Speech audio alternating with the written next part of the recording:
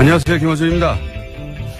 탈원전 공론화위원회가 신고리 원전 556호기 건설 재개를 결론으로 내놨습니다. 동시에 향후 원전은 축소해야 한다는 결론도 함께 제시했습니다. 정부는 이 결론을 수용했습니다. 야당은 일제히 문 대통령 사과를 요구했습니다. 쓸데없는 공론조사로 시간 비용만 낭비했다는 거죠. 사과. 애초 야당은 공론화를 결론 미리 내놓고 하는 요식행위라고 비판했죠. 그런데 시민들은 정부와 다른 결론을 내놨어요.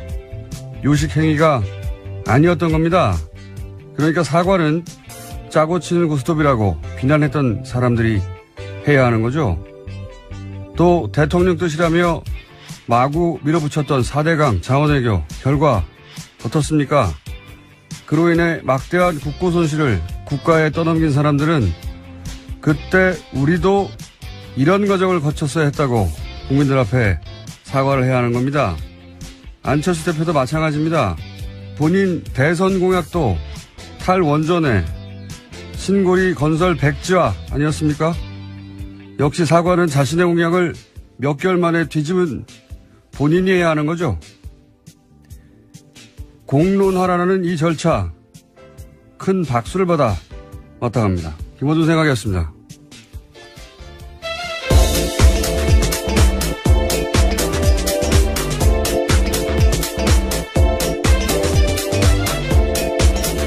시사인의 김은지입니다. 다스는 누구 겁니까? 누구 겁니까? 자, 저는 이 공론화위원회가 건설 중단을 결론을 낼 줄 알았어요. 네.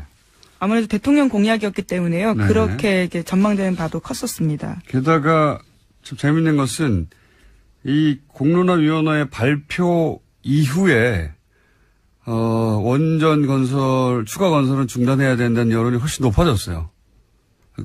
굉장한 실험이었어요, 제가 보기에는. 네, 정말 새롭고 신기한 실험이었는데요. 의미 있는 또 과정이었습니다. 결과를 잠깐 정리해 주세요. 네, 신고리 5,6호기 공론화위원회가 지난 20일에 건설 재개 권고안을 담은 최종 권고안을 발표했습니다. 최종 조사 결과에서는 건설 재개가 59.5%, 건설 중단이 40.5%였고요. 그래서 최종 결과는 19%포인트 차이가 났습니다. 그러니까 5,6호기는 건설을 재개하되 이미 공정이 진행됐으니까 그러나 추가 건설은 하지 말자. 이게 결론이잖아요. 그리고 이 발표 이후에 제가 알기로는 리얼미터 여론조사가 있는데 원래 박빙이었거든요. 건설 재개와 중단이. 탈원전 여론이 훨씬 높아졌어요. 참 예상 못했던 결과입니다. 모든 게. 예. 그리고 이 실험 자체가 가지는 의미가 굉장히 큰 게 그동안 우리가 대의민주주의라고 했거든요. 그러니까 동네마다 의원씩 하나 뽑아가지고 나 대신해서 대의해서 법을 만들고 시스템을 운영하는. 이번에는 선출직 하나도 없이 다 스스로 공부하고 다 스스로 질문하고 판단해서 시민들이 정책을 결정한 거거든요. 이런 제도는 스위스를 직접민주주의라고 하는데 말이 직접민주주의죠. 거기 있는 칸톤이라고 그러죠. 그 주에서 실제 그 광장에 모여가지고 직접 의사결정을 하는 주는 하나밖에 없어요. 이름 갑자기 생각이 안 나요. 글라루스인가? 예, 글라루스일 겁니다. 작은 도시인데 1년에 한 번 그것도 광장에 모여서 자기들끼리 투표해가지고 뭘 결정하는 란츠케 마인드인가? 오늘 갑자기 안 척하려고 했더니. 스위스도 직접민주주의라고 이렇게 흔적이 남아있는 거죠, 흔적이. 실제 이 공론화 제도는 제가 보기에는 세계적으로 굉장히 큰 의미가 있고, 사실 야당 나와서 100명씩 막 밤새 3박 4일 끝장 토론을 한다고 해도 이거 결론 안 나거든요, 절대로. 싸우기만 하지. 그런데 이제 이 400여 명이, 길을 제시했고, 그게 굉장히, 그 결론이 마음에 안 드시는 분들도 있겠지만, 저도 뭐 건설 중단이 개인적인, 생각인데, 이런 과정을 거쳐서 결론이 나면 또 수긍하지 않을 수가 없어요. 네, 네. 과정 자체가 굉장히 의미 있는 실험이었습니다. 이런 보완은 필요하겠죠. 그러니까 400명이 과연 민의를 평균적으로 제대로 반영했는가. 근데 이건 뭐, 여론조사 기법이 시간이 지날수록 정교해지잖아요. 그렇게 이제 보완할 문제인 것이고, 예. 보통 대통령은 이런 거 안 하거든요. 왜냐하면 예를 들어서 이명박 전 대통령한테 4대강 공론화 해서 결정하자 그러면 그걸 했겠어요? 예. 미쳤냐고 그러겠지. 그럼 내가 왜 대통령 했어 그러겠지. 그러니까 이게 결론이 정부하고 다를 수 있다는 걸 알면서도 제가 보기에는 그 시스템을 도입한 결정은 대담한 결정이었다고 봅니다. 예. 정부는 이 사안만큼은 박수를 받아 마땅하다. 예. 그리고 뭐 보수 야당이 반대 이 결론 나고 나서 비판하는 건 이해가 가는 면도 있어요. 원래 무조건 건설하자는 거였으니까. 근데 저는 국민의당이 이걸 비판하는 건 앞뒤가 안 맞아요. 아무리 생각해도 국민의당에서는 안철수 대표가 그 체르노빌 몇 주년, 좀 하여튼 몇 주년 그때 잘 가라 핵발전소인가? 그런 국민본부가 있어요. 그때 같이 서명도 하고 신고리 건설 백지화 탈원전 본인이 직접 건설 중단돼야 된다고 했었단 말이죠. 국민의 생명 안전보다 중요한 것은 없다. 본인이 한 말입니다. 예. 몇 개월 됐다고 이게 갑자기 입장을 바꿉니까? 자, 사과할 대상이 없다, 정부가. 사과는 거꾸로 해야 되죠, 자기들이. 자, 길게 얘기했습니다만은 하여튼 굉장히 의미 있는, 절차고, 앞으로도 이 절차를 더 보완해서 다른 어떤 갈등 상황에도 적용할 수 있겠다, 그런 생각도 합니다. 자, 다음 수는요? 네, 지난주에 추명호 전 국장의 구속영장이 기각됐다라는 소식 전해드린 바가 있는데요. 바로 그 다음날 또 다른 구속영장 실질심사가 있었습니다. 이명박 정부 국정원에서 정치공작을 주도했다라는 혐의로 유성옥 전 심리전단장과 신승균 전 국익전략실장의 구속영장 심사가 있었는데요. 이 두 사람은 구속됐습니다. 특히 눈에 띄는 거는 신 전 실장인데요. 이 사람 같은 경우에는 추명호 전 국장의 직속 상관이기도 합니다. 그래서 검찰은요, 추명호 전 국장에 대해서 보강 수사 후 영장을 다시 청구하겠다라는 방침입니다. 그 추명호 국장은 왜 구속되지 않았냐? 그때부터 말들이 많았는데 신 실장이 직계라이기도 하고 신 실장은 또 구속됐어요. 네, 그렇죠. 도주 및 증거인멸에 우려가 있다라는 이유 때문에 구속영장이 나왔습니다. 증거인멸의 끝판왕이 국정원이잖아요. 끝판왕이에요. 네. 진술 조작하고 굉장히 아예 다 없애버리고 계속 나오고 있습니다. 그런 정황들이요. 지난 댓글 공작 수사 때도 아예 가짜 사무실을 만들었다는 거 아닙니까? 네, 어제 JTBC가 내용을 보도했었는데요. 네. 검찰이 압수수색한 곳이 아예 가짜 사무실이었다는 겁니다. 가져간 서류도 가짜였고요. 그러니까 세트를 만든 세트. 예, 트루먼쇼 같은 장면이. 네, 세트 만들어 놓고 그 안에 가짜 서류 잔뜩 박아 놓고 캐비넷에도 가짜 서류 집어넣어 놓고 가짜 서류의 내용은 뭐냐? 대북 활동을 한 것처럼 만들어 놨다는 거 아닙니까? 자신들의 활동이 적절했다라는 취지. 네, 그래서 사무실을 통째로 세트로 만든 거 이거는 말이죠. 다른 곳에서는 못하는 겁니다. 상상을. 거기서는 지우고 없애고 하는 거죠. 여기는 사무실을 새로 지어버린 거 아니에요. 만들어가지고 거기다가 잔뜩 가짜 서류를 만들어 놓고 여기를 압수수색하라고 한 거 아니에요. 그러니까 검찰이 압수한 모든 서류가 가짜인 거예요. 이제 정말 황당한 일인데요. 다시 수사를 해야 될 정도로 이런 일이 생겼습니다. 저는 국정원의 핵심 공작 관련자는 구속 수사 없이는 말이 안 된다고 봅니다. 증거인멸의 위험이 없기는 뭐가 없어요. 추명호 국장도 실제 자신의 컴퓨터 하고 주변에 노트북 다 지우라고 한 거 아닙니까? 네, 또 최근에 드러난 사실인데요. 국정원 개혁발전위원회 관계자에 따르면 추명호 전 국장이 사무실의 컴퓨터 10대가 초기화되고요. 노트북 세대는 아예 폐기가 됐다라고 합니다. 국정원을 상대로 국정원의 국장, 실장 이런 급을 상대로 해서 핵심 공작을 따지는데 증거인멸의 위험이 없다고 판단한다는 것은 웃기는 소리라고 봅니다. 저는 정말. 네, 특히 이 같은 조치 같은 경우에는 국정원 내부 규정에 따라서 진행됐다라고 하는데요. 그러니까 박근혜 정부 국정원의 묵인하에서 이런 증거인멸이 이뤄졌다라는 거죠. 추명호 전 국장요. 특히 추명호 국장만 계속 주목받는 이유는 물론 구속영장이 기각돼서도 하지만 왜 보호받을까? 보호받는다면 만약에 사실은 추명호 국장이 최순실 라인이고 추명호 국장이 우병우 직보했다는 의혹이 있지 않습니까? 예. 그리고 본인이 직보했다는 것도 인정을 하긴 했죠. 예, 오늘 아침 경향신문 보도입니다. 검찰 조사에서 우병우에게 비선 보고했다라고 본인이 직접 인정했다라고 합니다. 근데 최순실 관련 보도는 안 했다는 거 아닙니까? 네, 그건 끝까지 부인하고 있습니다. 이게 이제 누구를 보호하느냐? 왜 최순실을 보호하겠어요? 최순실을 인정하려면 우병우 전 수석이 나와야 되고 무영선 수석은 최순실 모른다고 했잖아요. 그리고 그렇다는 얘기는 우병우, 최순실, 박근혜로 이어지는 국정농단의 핵심 라인을 인정해야 되는 거거든요. 드러나야 되는 거. 결국은 추명호 국장을 보호한다는 것은 박근혜 전 대통령으로 연결되는 그 고리를 보호하는 거다라고 그걸 영장 실질심사 같은 것으로 보호하고 있는 것이다. 그걸 기각식으로서 라고 추론하는 게 자연스럽지 않나 저는 생각합니다만 두 번째 영장도 기각하는 점 두고 보죠. 예. 이런 추가적인 사실들이 많이 나오는데 국정원 간부가 증거인멸의 위험이 없다고 하는 건 좀 말이 안 된다고 봅니다. 그것이 직업인 곳이에요. 여기는. 예를 들어서 그게 적국을 상대로 하는 거면 그게 잘하는 거죠.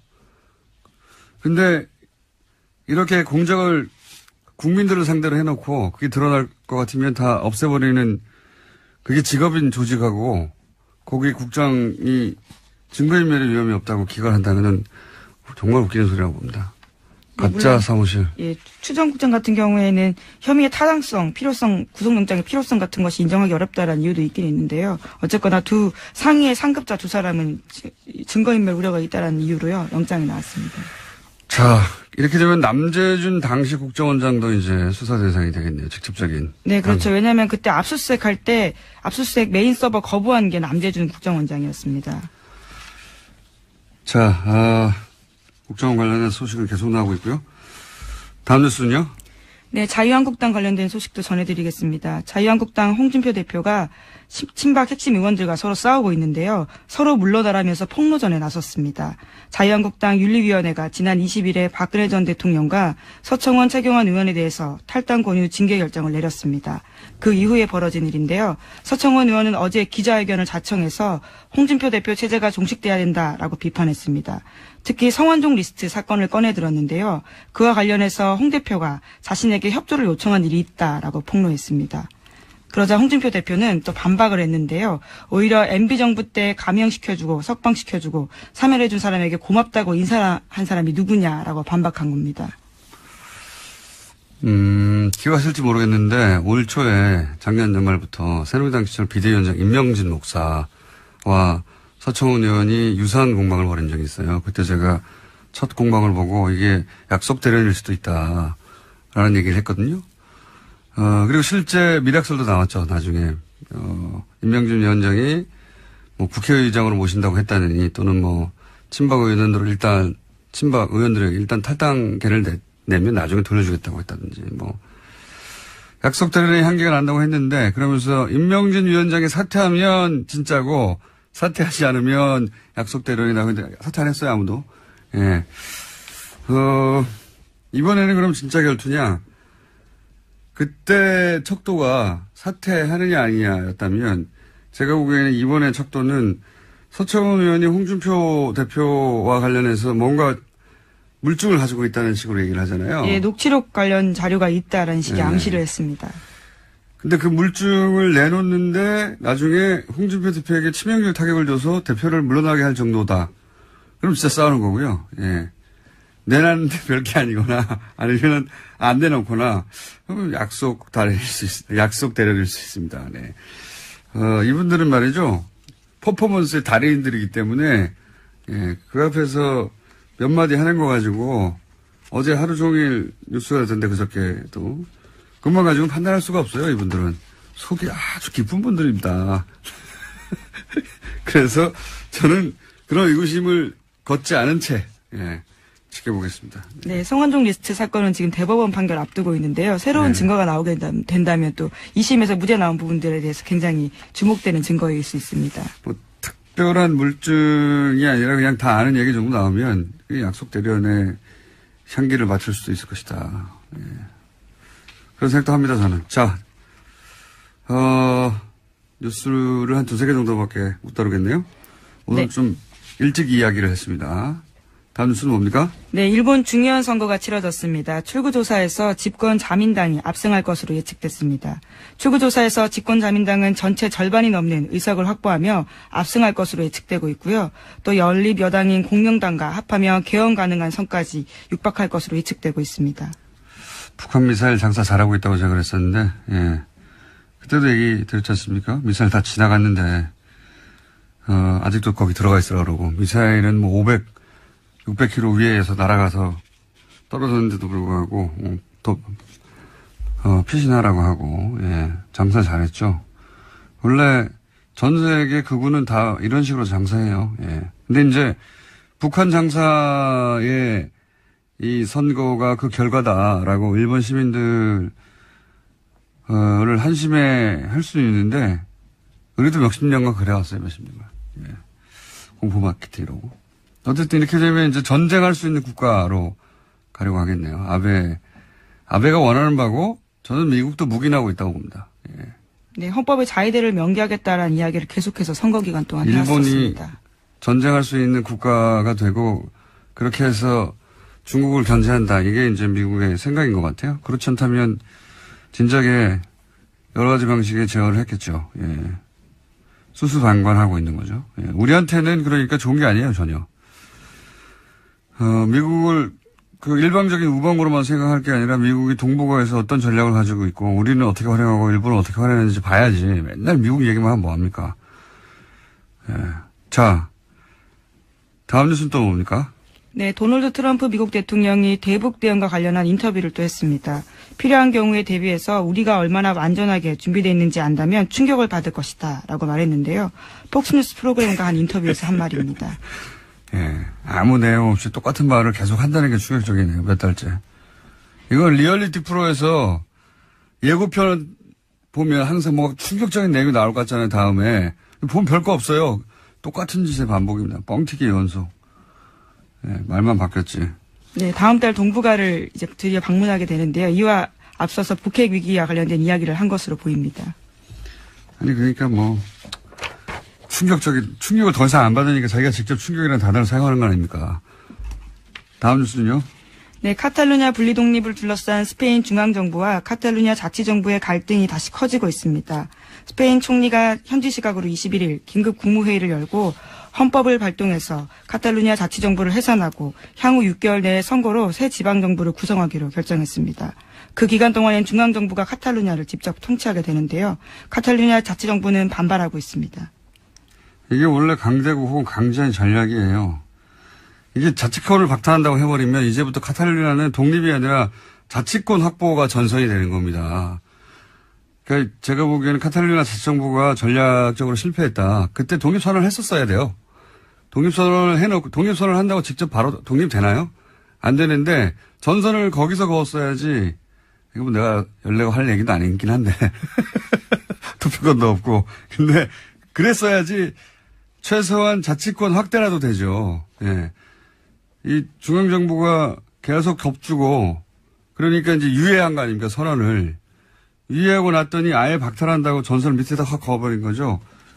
여기에 이제는 뭐 다시 되돌려 달라고 시위를 해야 될 판이니까 전략적인 완전한 실패죠. 예. 당한 거라고 봅니다. 물론 뭐 다시 국면 전환이 100만 명, 200만 명이 나와서 계속 시위를 하면 될 수도 있겠지만 지금으로서는 뭐 끝났다고 봐야죠. 자, 오늘 여기까지 하겠습니다. 시사인의 김은지였습니다. 감사합니다. 자, 벌써 2달이 됐습니다. 저희가 BBK 다스를 다뤄온 지가. 드디어 이제 거의 모든 국민들이 다스 누굽니까를 알고 있고 개그 프로그램에서도 나왔다고 합니다. 다스 누굽니까? 다스 누구 겁니까는 저희 방송을 계속 들어오신 분들은 그 답을 알 텐데. 자, 주진우 기자, 안원구 청장님 나오셨습니다. 안녕하십니까? 안녕하십니까? 안녕하십니까? 네. 목소리로 이제 구분하시고요, 두 분을. 지난 시간에 저희가 본론을 들어가려고 하다가 실패한 이야기를 이어서 오늘 해야 될 것 같아요. 지난주에 이제 본론에 들어가려고 하다가 못 들어간 게 뭐냐면 이미 2007년에 이 사건은 사실은 수사가 됐습니다. 예. 검찰도 도곡동 땅도 수사를 했고 BBK도 수사를 했고 특검까지 했죠. 예. 그런데 결론은 이명박 전 대통령은 아무 상관이 없다. 도곡동 땅은 제3자의 땅이다. 그리고 BBK 주인은 김경준 씨다. 주가 조작은 김경준 씨의 단독 범행이다. 이렇게 결론이 났어요. 결론이 났는데 몇 년 있다가 140억은 다스로 돌아갔습니다. 희한하게도. 이 140억은 BBK에서 나온 돈으로 주가 조작을, 옵셔널 벤처스의 주가 조작을 한 다음에 그 돈을 들고 튄 거기 때문에 사실은 이 돈은 BBK에 투자했던 소액 투자자들이 돌려받았어야 되는 것이고, 미국의 재판 결과도 그러한데 이 돈이 엉뚱하게 다스로 들어가 버렸어요. 그래서 다시 한번 이 얘기가 이제 수면 위로 올라오지 못하는 걸 2달 동안 끌어올려서 수면 위로 끌어올렸습니다. 이제 드디어. 근데 왜 2007년에는 그런 결론이 났을까? 2007년에는 왜 이게 이명박 전 대통령과 무관하고 김경준 씨의 단독 범행으로 결론이 났을까? 그때 무슨 일이 있었나? 이걸 오늘 짚어보려고 합니다. 그 당시의 상황을 저희들이 좀 소환을 해서 봐야 되는데요. 네. 최초에 2007년도에 도곡동 땅을 검찰이 수사를 하고 발표를 할 때 제3자 것이라고 발표를 했죠. 네. 그때만 해도 이명박 씨하고 박근혜 씨가 둘이 그 후보로 경쟁을 할 때입니다. 그렇죠. 2007년에 아주 큰 경쟁이었죠. 당시 도곡동 땅은 김경준 김재정 씨, 그러니까 네. 그 이명박 처남 김재정 씨와 이상은 씨 소유로 그 장부상은 그렇게 돼 있었어요. 다스처럼. 예. 똑같이.登記상은 그렇죠. 예. 예. 그랬는데 그때 검찰이 제3자의 것으로 보인다 하고 제3자는 소환에 응하지 않기 때문에 조사할 수가 없어서 안 했다라고 결론을 내리죠. 네. 그때까지는 상당히 눈치를 본 것 같고요. 그때 제3자는 이명박이었습니다. 그다음 BBK 수사를 하는데 BBK 수사 때는 이명박 씨가 이미 후보로 됐을 때였어요. 네. 그런데 후보로 됐는데 그때 지형상 정치 지형을 보면 그때 한나라당 후보가 거의 대선 후보가 되는 그런 시기였기 때문에 이번 대선하고 비슷한 거죠. 네. 민주당의 후보가 대통령이 되는 거 아니냐 했던 것처럼 그때는 한나라당의 후보가 대통령이 되는 거 아니냐. 그래서. 사실 그 후보 경선 과정에 한나라당 후보 경선 과정에 이 수사가 시작됐어요. 그렇죠. 근데 그래서 굉장히 열심히 검찰에서 수사를 했습니다. 그래서 지금 이거는 이명박 대통령의 가신의 얘기인데 수사 과정에 너무 세게 몰아쳐서 되게 걱정을 하고 대책회의를 매일 했었는데 이명박 대통령이 후보가 되자마자 갑자기 태도가 돌변해서 자기네들도 놀랐다고 합니다. 검찰의 태도가. 네. 네. 그래서 검찰이 그 당시에 BBK 수사 결과를 발표를 하게 되는데요. 지금 그 결과 발표문을 보면은 지금 저희들이 그동안에 밝혔고 의심했던 내용들이 다 드러나 있어요. 예를 들면요? 예를 들면은 BBK의 그 자금, 이면 계약으로, 우리 BBK가 지금 아까 주 기자가 말씀하셨듯이 다스와 BBK 관계가 어떤 관계냐. 다스가 이명박 거면 김경준이 주가 조작했는데 어떻게 연관이 되어 있느냐에 대한 의심들을 지금 하고 있잖아요. 도곡동 땅이 이명박 전 대통령 거면 BBK가 이명박 전 대통령 거고. 거다라고. BBK가 이명박 전 대통령 거면 주가 조작도 이명박 대통령이 한 거다. 이거 아닙니까? 예, 그렇죠. 그런데 거기서 확실한 고리가 하나 나오죠. BBK에서 BBK 주식 61만 주를 LKE에다가 매각을 하는데 매각하면서 49억 9,995만 50억에서 5천 원 모자라는 50억에서 수수료 빼고 이렇게 말씀해 주세요. 예, 수수료 빼고 50억을 넘겨주는데요. 그게 통장이 그때 통장이 발견됐고 그 돈 간 것이 이명박 씨로 갔다는 것이 그때 검찰에서 밝혔다는 것이 최근 대정부 질문을 한 김경엽 의원이 밝힌 거거든요. 그렇게 되면은 BBK가 LKE에다가 주식을 넘겼기 때문에 그 BBK 주인이 이명박 씨다. 이렇게 되는 것이죠. 안 청장님 또 어려워졌어요. 자, 무슨 말이냐면요. BBK 주가 조작 당시에 그 장부 관리를 누가 했느냐. 근데 그 장부 관리는 김백준 씨, 이진영 씨, 그러니까 이명박 대통령의 최측근들이었어요. 장부 관리원들이었어요. 그분들은 나중에 청와대로 갔습니다. 그리고 심지어는 이명박 대통령의 통장에서 이 돈 거래가 나왔기 때문에 이 주가 조작에도 상당히 개입했다 이 말이죠. 그렇죠. 그 돈이 그것도 못 알아듣겠어요. 다시 정리해봐. 제가 정리할게요. 네. 임명 계약서가 한 장 있습니다. 이 임명계약서대로면 주인이 이명박 전 대통령이에요. 그렇죠. 근데 검찰은 이 임명계약서에 찍힌 인감도장이 이명박 전 대통령의 인감도장과 다르다고 이 계약서를 가짜라고 한 겁니다. 아니요. 근데 검찰이 네. 이 이면 계약서가 진짜인 줄 알았어요. 물론 아는데. 인감 도장도 진짜인 줄 알았어요. 통장도 그때 아니, 확인했어요. 그러니까 했어. 내 말은 뭐냐면 진짜인 줄 알았죠. 알았는데 검찰 발표가 다르다고 발표를 하면서 털어준 거라는 거죠. 제 말은. 그렇죠. 그렇습니다. 네. 자, 셋이 각자 다 다른 얘기를 하는데 제가 하는 얘기가 같은 맞네요. 얘기예요. 같은 얘기. 제가 하는 얘기가 아주 제일 이해하기 쉬운 겁니다. 임명계약서 한 장이 있어요.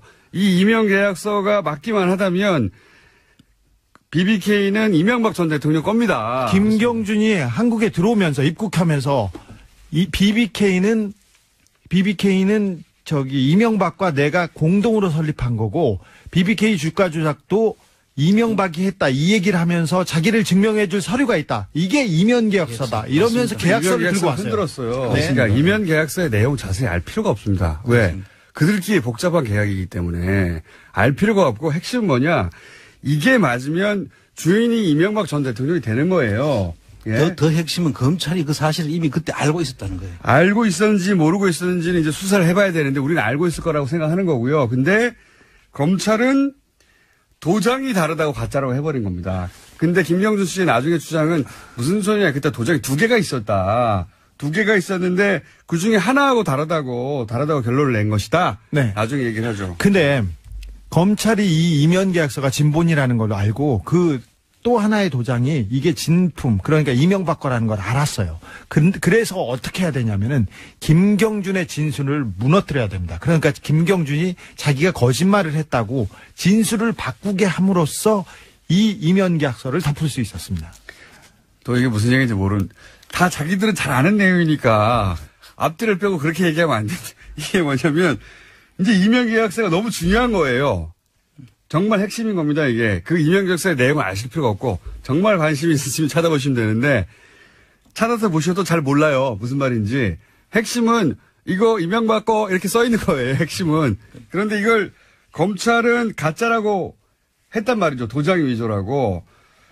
그런데 그것만으로 부족하고, 김경준 씨 입으로 스스로 가짜라고 말해야 되는 겁니다. 그렇죠. 그래서 이제 검찰이 압박을 하고, 김경준 씨가 나중에 왜냐하면 안 그러면은 누나하고 부인을 괴롭힌다고 본인의 주장이에요. 김경준 씨 주장. 그렇게 말을 했기 때문에 법정에 가서도 이거 내가 조작한 거라고 말을 합니다. 나중에. 그래서 그 BBK 메모가 나오죠. 검찰은 이명박을 두려워해요. 저를 이렇게 이명박 이름을 빼주고 내가 거짓말을 했다고 하면 3년에서 5년으로 낮춰주겠다. 그리고 누나들과 부인들도 다 괴롭히지 않겠다. 부인들은 누굽니까? 죄송합니다. 부인은 괴롭히지 않겠다는 그런 BBK 메모를 시정국을 만들고 그래. 네, 메모를 공개하면서 조용히 좀 해. 네, 공개하면서 BBK 메모가 공개되면서 BBK 특검으로 넘어가게 되는 거죠. 자, 이제 임명계약서가 굉장히 중요한 것이다. 그렇습니다. 예. 계약서 이거 하나 믿고 온 거예요. 김경준 씨는. 네. 봐라. 여기에 내가 증거가 있다고. 근데 이 임명계약서 내용대로 돼 있어요. 실제 돈이 넘어왔으니까. 네. 근데 이 도장이 가짜라고 하면서 이걸 털어버린 거죠. 도장이 가짜면. 자, 또 하나가 있죠. 이때 들어간 돈이 LKE로 들어간 겁니다. 그렇습니다. 네. 근데 이 발표문을 잘 봐야 되는데 우리가 좀 발표문 공부를 다시 또 해야 됩니다. 공부를 할 필요는 없어요. 설명을 하시고 제가 정리할게요. 이제 그만할래요. 발표문을 보면 네. 그 190억 원이 이렇게 발표문에 나와 있습니다. 9억, 그중 190억 중에 9억 원은 LKE를 만드는 김경준의 자본금으로 들어갔다고 돼 있습니다. 네. 이게 또 190억 돈 주체가 누굽니까? 제3자 이명박 선생. 그렇죠. 근데 그게 LKE를 만드는 김경준의 자본금으로 들어갔다는 거예요. 그리고 나머지 181억 원은 또 친절하게 설명을 하고 있습니다. 발표문에.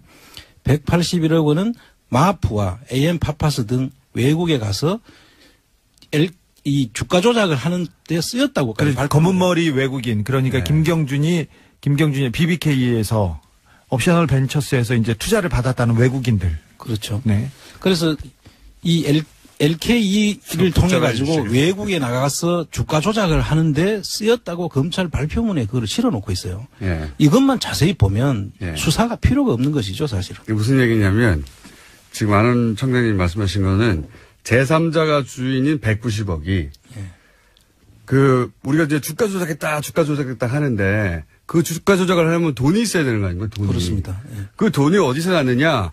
LKE라고 하는 회사에서 나왔고 또 돈은 마프나 AM파파스라고 하는 소위 역의 펀드인데 역의 펀드인데 이 역의 펀드를 통해서 이 일이 일어났어요. 그러니까 해외에 있는 펀드를 통해 가지고 주가 조작을 했단 말이죠. 근데 그 돈이 어디서 났느냐? 이 제3자 돈이에요, 다. 그렇습니다. 제3자가 주가 조작을 했다고 검찰 발표에 돼 있는 거예요. 네. 그런 제3자 셈인데 이명박 선생. 핵심은 제3자가 마프고 LK이고 다 통해서 주가 조작을 했다라고 검찰 수사 발표문에 있는데 그때 그거를 못 알아먹는 거죠, 복잡해서. 그때 아무도 당시에. 몰랐습니다, 지금. 예. 그때 당시에는 복잡해서 못 알아듣는 거고 일부러 복잡하게 했죠. 검찰은 그 당시에 그 부분은 거짓말이 아니에요. 다만 그 제3자 주인이 이명박 전 대통령을 의심됨 이 얘기가 빠진 거죠. 예. 그렇죠. 빠진 거지. 그래서 검찰 수사 발표대로만 그대로 따라가면 주가 조작을 제3자로 했으니 제3자를 잡아라. 이렇게 돼야 되는 겁니다. 그렇습니다. 예. 당시 검찰 발표문대로 하면. 그래서 제가 어제 유수공장 나온다고 제가 그동안에 제 책에까지 실어놓고도 자세히 보지 않았던 내용을 새로 검토를 해보니까 답이 다 들어있는 거예요. 예. 당시 검찰 수사, 저는 그때 그거 알았는데, 수사 발표에는 수사 발표문에 내용이 있어요. 근데 그거를 따로 했기 때문에 제3자가 누군지 밝히지 않고, 그 다음에 LK이고 뭐 AM파파스고 역외펀드 잔뜩 나오고, 그 다음에 이게 다 분리해서 해놨거든요, 발표를. 그렇습니다. 이 검찰 수사 발표를 다 정리하면 도곡동 땅을 판 돈으로 주가 조작을 했답니다. 그렇습니다. 예. 도곡동 땅을 판 돈으로 주가 조작을 했다. 그러니까 도곡동 땅 주인이 주가 조작을 한 사람이다. 그렇습니다. 이게 결론이에요. 그 김경준 씨는 그 주가 조작을 통해서 증권거래법 위반으로 8년간 수감 생활을 했고요. 네. 그 여기에 이제 이명박 씨 이 사실이 맞다면 이명박 씨 경우에는 공직자윤리법 위반에 해당이 되기 때문에 그 두 가지를 수사 발표문에 이제 적시를 했는데 이 내용이 내용 속에 다 들어 있어요, 사실은. 그 검찰도 상당히 곤욕스러웠을 거 아닌가 제가 볼 때는. 검찰이 빠져나가는 방식은 복잡하게 만든 겁니다. 그 좋은 머리로 복잡하게 꼬우고 풀어줬죠, 뭐. 그리고 굉장히 또 재밌는 건 검찰이 얼마나 털어주려고 노력을 했냐면 당시 이제 BBK 정관을 보면 정관에는 이명박 전 대통령 당시 후보, 당시 이명박 기준으로는 이명박 후보가 결정하지 않으면 아무것도 안 되게 돼 있어요. 그렇습니다. 예. 그러니까 회사가 정관상 BBK는 이명박 전 대통령 겁니다. 정관을 보면. 근데 검찰이 뭐라고 그러냐면 김경준 씨가 자기 마음대로 바꾼 거라고. 아니 자기 마음대로 자기 회사를 남의 회사로 바꾼 겁니다. 이게 말이 됩니까? 그렇게 왜냐하면 정관은 그렇게 나와 있으니까 어쩔 수가 없잖아요. 그렇죠. 정관은 등록이 돼 있으니까. 근데 정관에 보면 이거 이명박 씨 거네? 이렇게 결론이 날 정관인데 검찰이 뭐라고 그러냐면 김경준 씨가 임의로 바꾸었다. 네. 그러니까 내 회사를 남의 회사로 바꿔준 거예요. 그렇게 검찰이 해 주었습니다. 당시에. 또 있죠, 또. 소위 이제 LKE는 빠져나갈 수가 없이 이 주가 조작에 동원된 회사입니다. 그렇습니다. 네, LKE. 그러자 검찰은 김경준 씨 주장입니다. 검찰은 LKE는 빼줄게라고 김경준 씨한테 제안을 했다고 해요. 그렇죠. 네. 그때 당시에 아마 수사검사가 김기동 검사로 알려져 있고요. 그 당시에 했던 말이기 때문에 이게 신빙성이 굉장히 높아요. 김경주 씨는 한국말을 하지만 서툴러요. 그리고 정확하게 이해하지 못하고 있어요. 그래서 그 내용을 누나하고 상의합니다. 김기동 검사의 전화로 누나한테 전화를 해요. 누나, 검사가 이거 빼달래. 검사가 뭐 해달래, 어떻게 해야 돼, 그걸 물어보면 에리카 김이 이렇게 상의를 합니다. 제가 그 전화 목소리를 직접 들었어요. 그때 나온 내용이 뭐냐면, 검찰이 LK는 빼준대. 네. 김경준 씨는 좋아했던 거예요. 빼준다니까. 그러니까 처음에는. 빼주면 야, 이거 빼주면, 너한테 빼주면 너 좋잖아. 그래, 너 네. 죄도 줄어들고 이런 식으로 해서 이렇게 합니다. 그때 김기동 검사가 그 김경준 씨가 누나한테 하는 얘기가 뭐냐면, 검사가 너무 잘해줘, 형이라고 부르래. 그래서 김기동을 극찬하고 있었어요. 그래서 제가 그 목소리를 듣고 너무 놀랐습니다. 왜 빼줬냐? LK를 김경준 씨 혐의에서 빼준 이유는 LK는 주가 조작에 직접 동원됐거든요. 그리고 이명박하고 직접 관련이 있기 때문에 네. 이걸 수사하면 이명박을 빼줄 수가 없는 거예요. 도곡동 땅을 판 돈에서 바로 LK로 들어갔거든요. 말씀하셨듯이 9억이. 그러니까 LK를 안 빼주면 이명박 전 대통령을 빼줄 수가 없어요. 그렇습니다. 그래서 빼줘버린 거예요. 이렇게도 친절하게 하였다, 검찰이. 그 내용을 그 김경준 씨가 SNS에 올린 내용을 잠깐 소개를 하면요. 네. 김기동 검사가 말하기를 어제 가슴이 너무 뛰어 한잠도 못 잤다.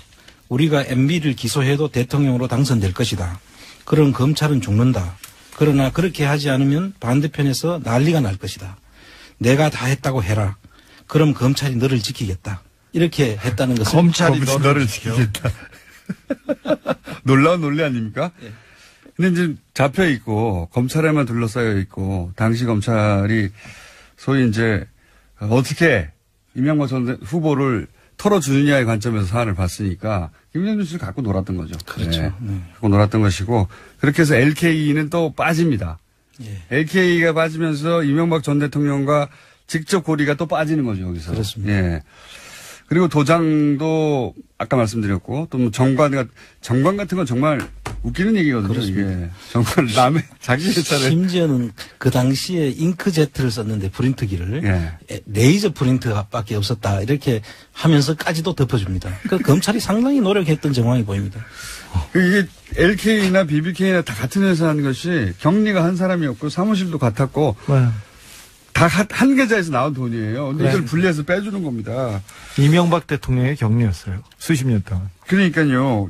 아니, 생각해보면 명함 있지 않습니까? 명함. 예. 이장춘 전 대사. 이장춘 대사가 외교관에서 그런지 모든 걸 메모하고 했던 분이었던 거죠. 그래서 김백준 씨하고 이명박 전 대통령으로부터 명함을 받았던 거를 몇 날 몇 시에 어디서 뭐 먹으면서 이게 다 기록돼 있었던 거예요. 네. 그래서 들고 와서 나 영포 빌딩 가서 이거 받았어라고 네네. 이제 어느 날 들고 나왔죠. 네, 브로셔에도 맨 가운데 이명박 대통령이 회장이라고 나와 있고, 그 다음에 김백준이 부사장이라고 나와 있고, 그 다음에 LK도 다 들어있고. 다 들어있습니다. 그리고 뭐 사진도 많이 나왔어요. 예, 그리고 저희들이 계속 다스는 누구 겁니까라고 묻고 있는데 그 다스의 그 문제는 공직자윤리법 위반 문제가 걸려 있거든요. 그 당시 공직자윤리법 위반 문제를 보는 관점에서 그 다스가 누구 거냐를 보기 위해서 세 가지를 우리가 확인해야 되는데 납입 자본의 출처입니다. 누가 그걸 했냐. 그다음 두 번째는 배당과 경영 수익을 누구한테 기속됐느냐. 납입 자본, 배당과 경영 너무 어려워요. 그다음 투자 결정을 할 때 그 투자 의사 주체가 누구냐, 투자 결정을 하는 주체가 누구냐. 이것까지 이 수사 결과 발표문에 다 있어요. 그 보면은 너무나 말이 안 되는 걸로 했는데 그때만 해도 이걸 사람들이 아무 문제 너무나 없이 말이 했어요. 안 돼가 어떻게 했습니까? 이거 말이 안 되는 이야기 잠깐 설명을 드리면요. 잠깐 설명하면 안 돼. 지금 이 안 돼. 잠깐 설명하면 다음 주까지 가요. 그래요. 30초 버전으로. 다음 이 전체가 다 보면 한마디로 누가 했는 것이 다 보이는데 그걸 다 듣고 있어요. 아니 검찰은 모를 수가 없지 않습니까? 다 알죠. 검찰은 알았죠. 수사를 다 했죠. 어떻게 덮어주냐의 문제였다고 지금에 와서 보면 그때 검찰 수사의 발표는 어떻게 이걸 덮어줄까의 관점에서 노력하였다라고 정말 봐야 어렵게, 그렇습니다. 정말 노력해서 덮었죠. 한 가지만 말씀 더 드리면 이 김재정 씨와 이상은 씨가 그 당시에 이 다스 대부기공 그 당시 이름 다스를 만들 수 있는 돈이 없었어요. 첫째. 회사를 무슨 돈으로 만들었냐 했을 때 이 두 분이 답을 못했습니다. 그렇죠. 그때 당시에 6억 돈이 없었으니까요. 6억 4억 19억씩 들어가 30억으로 자본금이 만들어지는 과정에 이 두 분이 돈이 없었어요. 그리고 일부 자본금이 있던 그 후지기공이라고 일본 회사인 걸로 추정이 되는데 그 회사 주식 지분을 다 넘겨받아 가지고 이 회사가 완성이 되거든요. 그 후지기공 자금을 인수하는 자금도 이상은 씨는 없었던 거예요. 그러니까 이상은 씨하고 김재정 씨가 그 회사는 내 겁니다 주장하려면 그 회사를 세운 돈을 내가 이렇게 냈어요. 라고 해야 하는데 그거를 입증을 못했습니다. 그렇습니다. 그때 당시에. 그러니까 다스의 주인이 누구냐도 두 사람을 주인으로 하려면 두 사람이 이런 돈으로 만들었어라고 검찰이 발표해야 되는데 두 사람은 그걸 입증 못했어요. 그래서 도곡동 땅도 제3자의 것이고 도곡동 땅 주인이 BBK 주인, 다스의 주인이고 계속 연결되는 겁니다. 다스의 주인 BBK 주인이고 그 사람이 또 주가 조작의 주범이다. 그래 도곡동 땅하고 연결되는 걸 막기 위해서 검찰이 어떻게 풀어주냐 하면 이 돈 190억은 납품업체에 대한 대금을 받은 거다. 이렇게 합니다. 납품대금. 납품대금. 그럼 그 원가는 누가 주고 다 하는 것인지 이 돈은 190억이 가버리면 납품대금 팔아가지고 받은 이익은 얼마 안 되지만 실제 돈이 또 원료 사는데 들어가는 돈은 줘야 되지 않습니까? 그 190억이 전부 다 납품대금이라고 검찰이 이 회계 지식이 부족해서 오는 하나의 좀 해프닝 아닌가 싶은데. 아니, 뭐 부족한 게 아니라요. 다 알고 덮은 거죠, 일부러. 일반인들의 회계 지식이 부족할 거라고 생각하고 그렇게 말했겠죠. 예. 뭐 그렇게 봐야 되겠죠. 어제 이제 다스가 아니라 이명박 내부자한테 또 연락이 왔는데 다스는 누구 거냐에 중요한 근거 중에 하나가 이명박 대통령이 차를 살 때 개동 현대에 있는 그 대리점, 큰 대리점에서 샀는데 그 모든 돈을 다스에서 냈고 생활비와 다른 자금들도 다스에서 가져다 썼답니다. 그렇게 최신 버전의 증언이 또 하나 있고요. 예. 이 증언들은 저희가 그러니까 이건 과거에 밝혀진 거고요. 예. 지금 한참 모으고 있고 아직 다 공개하지 않은 것은 최근에 나온 증언들이거든요. 최근에 나온 증언들은 저희 또 모아서 한번 정리할 텐데 그리고 나서 그 검찰들은 다 어떻게 됐습니까? 그때 수사 결과를 발표한 사람은 김홍일 차장검사였는데요. 승진했죠. 그리고 그 밑에 최재경, 김기동을 비롯한 10명의 검사들은, BBK 검사들은 승승장구했습니다. 이명박 정권에서 가장 중요한 역할을 하다 했고요. 박근혜 정권에서도 마찬가지입니다. 최재경 그때 당시 민정수석을 잠깐 했죠. 네. 근데 막판에 박근혜 정부에서 민정수석을 했죠. 이 BBK 검사 10명하고 저하고 소송을 했는데 제가 원고 피고 관계로 자주 만났어요. 사석에서도 보긴 했는데, 이 사람들이 대법관한테 탄원서도 보냈어요. 주진을 빨리 구속시키고. 네, 그렇죠. 당시 빨리 처벌하라고. 네, 참. 김홍일 중수부장을 비롯한 이 10명의 검사들은 굉장히 승승장구하고 지금도 거의 대부분 요직에 남아 있습니다. 김홍일 검사는 나중에 중수부장 대단한 거죠. 네. 중수부장까지 됐고. 하고 옷을 벗었는데 최재경 검사도 옷을 벗었는데 나머지 분들은 뭐 잘 지내고 있습니다. 이때가 이제 언제냐면은 나는 꼼수다라는 그렇죠. 팟캐스트가 있었어요. 그때 이제 갑자기 BBK 검사 9분이 대법관에게 탄원서를 보냈습니다. 빨리 좀 처벌하라고. 그때 에리카 김도 편지를 보냈어요. 주진우가 나쁜 놈이다 이렇게 해가지고 갑자기 잘 지내다가 나쁜 놈은 나쁜 놈이죠. 아니요. 누나 동생 입장에서 나쁜 놈이지. 누나 동생 하다가 갑자기 입장을. 김어준의 뉴스공장.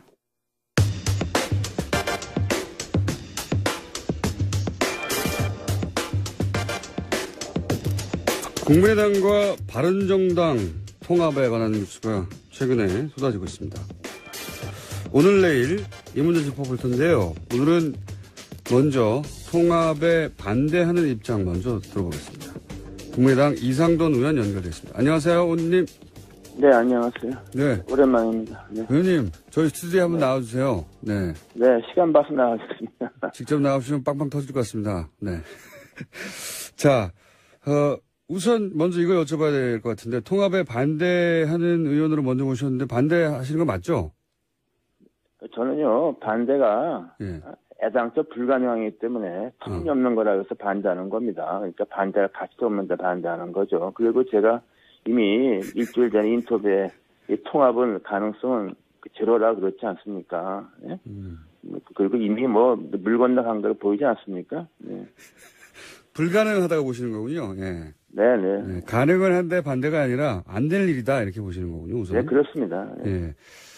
동아일보인가에서 보도한 것 같은데 개개인 의원들에게 전화 통화해서 찬성하는 분이 18분, 반대하는 분이 11분, 나머지 유보 이렇게 나왔던데 현재로는 여하간 찬성하시는 분이 더 많은 거 아닙니까? 당내에? 근데요, 그게 답변할 때 네.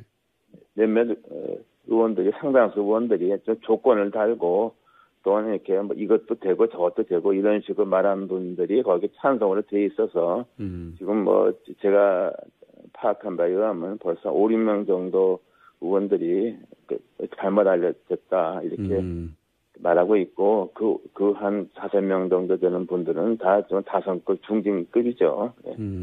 그러니까 이 찬성도 조건부 찬성이 10명밖에 안 되는 겁니다. 현재는 그렇군요. 네. 조건부 찬성이었는데 잘못 알려줬고 이제 그분들도 입장을 그렇죠. 바꿨다. 뭐 그것도 하나의 가능할 수 있겠다. 뭐 그 정도 얘기한 것을 갖다가 그러니까 그 신문에서 의도적으로 이렇게 좀 분리해서 부풀려 쓴 거라고 봐야죠. 네. 동아일보 보도는 그렇고요. 그러면 그 이전에 조선일보 보도로 이제 국민의당이 통합을 하면 지지율이 상당히 높다. 비밀 여론조사를 했다라고 해서 논란이 됐는데 혹시 이 여론조사는 알고 계셨습니까?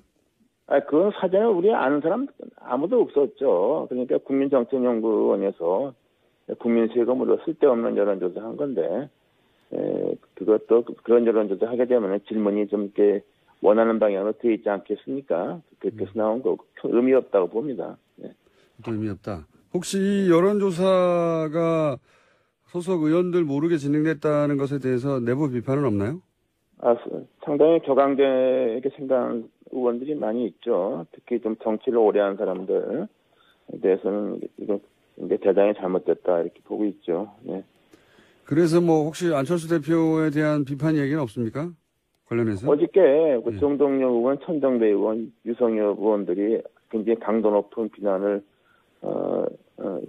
했죠. 그리고 사실 그리고 무엇보다 유승민 대표가 전 대표죠. 유승민 의원이 우리 당으로 합칠 사람이 아닙니다. 그리고 원래 생각도 없었고 그 가운데 있는 주호영 거기 원내대표가 이렇게 저렇게 얘기하니까 그냥 마지못해 뭐 그런 것도 하나의 방법이겠다 이렇게 좀 얘기했던 게 커진 것 같고요. 그리고 주호영 원내대표는 원래 친 MB 아닙니까? 그렇죠. 친이에서 친박을 갈아탄 사람이고 또 요번에 또 뭐 한국당하고 합당하다 그러다가 배당과 또 국민의당하고 그러니까 믿을 수가 없는 사람 아닙니까? 거기에 뭐 좀 양쪽에서 그 페이스에 말려서 이렇게 커진 것 같습니다. 유승민 의원이 그 중도 보수 통합 의지를 밝히는 것도 그냥 주호영 의원의 이야기에 예를 들어서 탈당하려는 의원들을 잡으려고 한 것이다. 이 정도로 생각하십니까? 뭐 그런 면도 있겠고요. 예. 또 이제 유승민 의원의 입장에서는 그게 자기의 그 정치적 입지죠. 안보는 보수고 경제는 진보, 따뜻한 보수, 개혁 보수. 그러니까 그런 자신의 정치적 소신을 그냥 재확인한 거죠. 그리고 우리 당 이 구성원들의 대부분하고 유승민 의원 그리고 그 주변의 몇 사람들하고서는 저는 이렇게 어울리기가 힘들다고 저는 봅니다. 그리고 또한 저는 유승민 의원이나 그 주변 사람들이 안철수 대표를 어떻게 보는가 하는 것도 제가 대충 압니다. 네. 그래요? 어떻게 봅니까? 유승민 의원이? 무엇보다 그 생각이 없지 않습니까? 오락가락 아닙니까? 사드 반대 앞장섰다가 베란간 대선 다가오니까 사드 찬성하고 대북 제재해야 된다고 해서 그 지난번 TV 토론 때 그거에서 유승민 당시 후보가 안철수 후보가 그냥 작사를 내지 않았습니까? 솔직한 얘기로. 그런 거 보면 그거 다 알죠. 그리고 유승민 의원은 공부를 많이 한 사람입니다. 그 사회과학을 공부한 사람이고, 그러니까 지식의 깊이가 있는 사람이죠. 네. 예. 그러면 유승민 의원은 그렇게 사회과학 공부하고 지식의 깊이가 있는데 안철수 대표는 그렇지 않다고 유승민 의원이 생각하신다고 보시는 겁니까? 네, 저는 다른 길을 걸어온 사람이고, 예. 그래서 이제 정치적인 어떤 판단, 방향성에 대해서는 유승민 의원이 그렇게 안철수 의원을 자신과 비슷하다든가 같다든가 이렇게 하지는 않는다고 저는 확신하고 있습니다. 네. 혹시 그런 얘기 들어보신 적 있습니까? 그 주변으로부터? 저자에서 더 이상 언급을 하지 않고, 저는 솔직히, 배경이, 거기 있는 주변 사람들하고 좀 알지 않습니까? 네. 왜 이렇게 웃어요? 예. 사석에서 나눈 이야기는 하실 수 없는데, 유승민 의원이 안철수 대표를 그렇게 높게 평가하지 않는다 이런 말씀이시네요, 요지는? 그건 우리 TV 토론 때 보지 않았습니까? 거기에 대해서 안철수 당시 후보 한마디도 못했잖아요, 반론을. 쩔쩔맸잖아요. 네. 그래서 대선은 끝나버렸죠. 네. 그만 좀 웃어요. 네. 네. 그만 좀 괴롭히십시오 하는 유명한 어디도 그때 나왔죠. 예. 네. 그러면 바른정당은 지금 사실 예를 들어서 통합이 진행되면 원내 교섭 단체를 유지할 수 있으니까 바른정당은 그리고 또 이제 탈당하려는 분들에게 그 국민의당과도 통합의 가능성이 있나 이렇게 이제 다시 한번 제고하는 효과를 얻을 수 있을 것 같은데, 근데 국민의당에서 통합을 찬성하시는 분들은 어떤 이득을 얻을 수 있어서 찬성하시는 걸까요? 그걸 알 수가 없어요. 그렇게 해서 우리 40명이 그대로 있고 바른정당에서 의원이 한 10명 오면 50명 되고 그렇게 하면 시너지 효과가 난다고 생각하는데, 아마 내분 때문에 같이 공멸할 겁니다. 그럼 저는 그런 일이 안 생긴다 보고, 그리고 정당은 좀 있는 사람들이 스펙트럼이 있지 않습니까? 네. 우리가 바른정당 합치면은 이건 정당이 아닙니다. 이건 어쩌게 철학이 없고, 또 더 중요한 것은 이게 이런 걸 생각하는 사람들이 지난번 대선에서 나왔던 반문 연대 또는 비문 연대, 그것을 연상시키지 않습니까요? 저는 그 대단히 잘못됐다고 봅니다. 그리고 유승민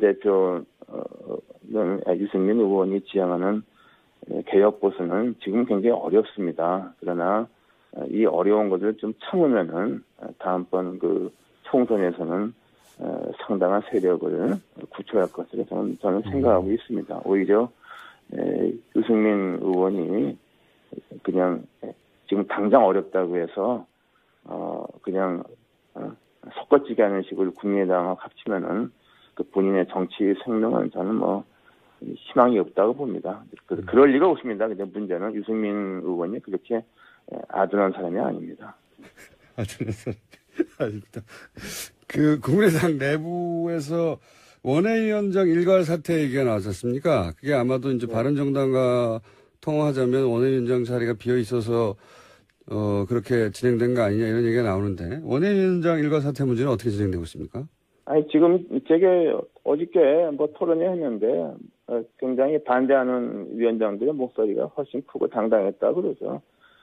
그리고 지금 시도당 위원장에서 서울, 부산, 경남 빼고 다 그만뒀다 이렇게 얘기는 하는데, 우리가요 좀 서울, 경기, 부산, 경남하고 호남은 물론 우리가 제일 강하고 하고서는 그 외에는 조직 자체 굉장히 미비합니다. 그래서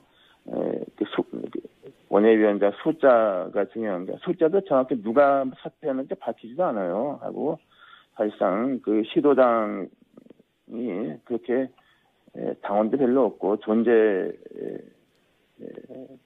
의미가 좀 취약한 데서 사퇴를 낸 것 같아요. 그리고 당원이 많고 당원 조직이 있는 위원장들은 다 사퇴 거부했습니다. 그래서 그거 보면은 그런 것도 대단히 잘못된 거죠. 그럴 이유가 없어요. 알겠습니다. 그러면 이건 어떻습니까? 사실 이제 정계 개편이 이제 있을 수밖에 없는 국면으로 가긴 가는 것 같습니다. 그래서 적어도 바른정당은 몇 분이 될지, 혹은 시기가 언제일지 문제지 탈당이 이루어질 것 같은데요. 그러면 국민의당도 내부적으로 좀 요동치지 않겠습니까? 국민의당 내부에 특히 호남계 의원들은 지금 안철수 대표의 드라이브에 반발하고 있는데, 그분들이 민주당으로 돌아가거나 통합하거나 이런 가능성은 어떻게 보십니까? 저는 뭐 그럴 가능성도 없다고 봅니다. 그리고 지금 현재 이게 평기풍파 아닙니까? 멀쩡하게 당이 분란에 빠졌는데 그 책임은 무엇보다 안철수 대표와 그 주변에 안철수 쪽 인사라는데 뭐 누군지도 모르겠어요. 그래서 굉장히 지금 비판과 그런 격앙된 반대가 있죠. 그래서 아마 국감이 끝나게 되면은 아마 상당한 의원들이 안철수 체제를 더 이상 갈 수가 없다. 안철수가 갈 수가 없다. 뭐 이런 목소리가 분출될 것으로 저는 봅니다. 그래서 이거 그냥 멀쩡한 당원 갖다 분란에 빠뜨린 거 아닙니까? 저는 그렇게 봅니다.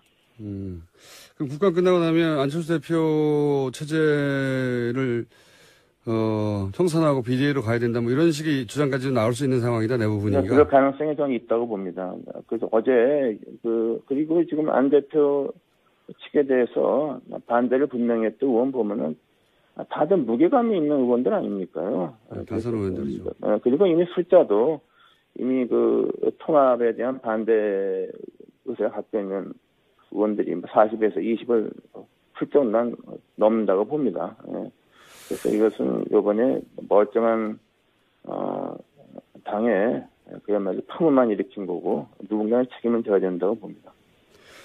이게 마지막 질문인데요. 일단 오늘 여기까지 할 텐데 만약에 그렇게 친한 게 안철수 대표를 중심으로 한 분들과 그리고 이제 그런 통합이나 이런 논의 자체가 말이 안 된다. 당에 피해를 끼쳤다 생각하시는 분들이 계속 논란이 커지면 같이 하기 힘들어질 수도 있는데 그 경우 의원님은 비례대표라서 탈당도 못 하시지 않습니까? 아니, 제가 왜 탈당을 합니까요? 저는 그 다수가 당을 지키자는 건데. 예. 무슨 탈당 같은 얘기를 합니까? 아니, 지금, 이게 사실이요. 네. 평상시에는, 선거를 앞둔 게 평상시에는 의원이, 원내가 중요한 겁니다. 평상시 선거 임박해서, 가게 원내 후보 정할 때 그렇죠. 지금 다수가 주류가 우리 국민의당은 그대로 지키고 가서 제가 지방선거는 어차피 좀 야3당이 다 어려운 거고 그리고 이제 총선까지 간다는 이런 생각을 하고 있는 건데 그 탈당을 한번 다른 사람이 탈당을 해야죠. 왜 이렇게 원래 당을 지키겠다는 사람이 탈당을 합니다. 그건 좀 엉뚱한 질문 같습니다. 알겠습니다. 자, 마지막으로 하나만 더 여쭤볼게요. 네. 요즘 현안이라 연결한 김에. 네. 지금은 적폐청산 대 정치보복 프레임 있지 않습니까? 여기 대해서 간단하게 논평해 주신다면요? 저는요, 적폐청산이라는 그 어감이 좀 강하죠. 네. 그러나 저는 이게 개혁, 그리고 지난 이명박 박근혜 시절에 있었던 9년 있었던 그 엄청난 독선과 오만에 있는 국정 파탄 그 철저하게 바로잡아야 됩니다. 책임지어야 되고 심판해야만 됩니다. 저는 그러기 위해서 민주당이 국회 원내 과반이 안 되지 않습니까? 예. 저는 특별한 개별 사안에 대해서는 우리 국민의당도 좀 반대할 수 있지만 그 큰 흐름, 개혁이라는 큰 흐름, 구정권에서 잘못된 것을 심판하고 바로잡고 책임을 지운다는 거기는 저는 같이 가야 된다고 봅니다. 그래서 현 정부에서 필요한 것은 저는 개혁연대라고 그렇게 그게 가장 중요하다고 봅니다. 알겠습니다. 오늘 말씀 감사합니다. 네, 감사합니다. 네, 지금까지 국민의당 이상돈 의원이었습니다. 내일은 통합에 찬성하는 의견 들어보겠습니다.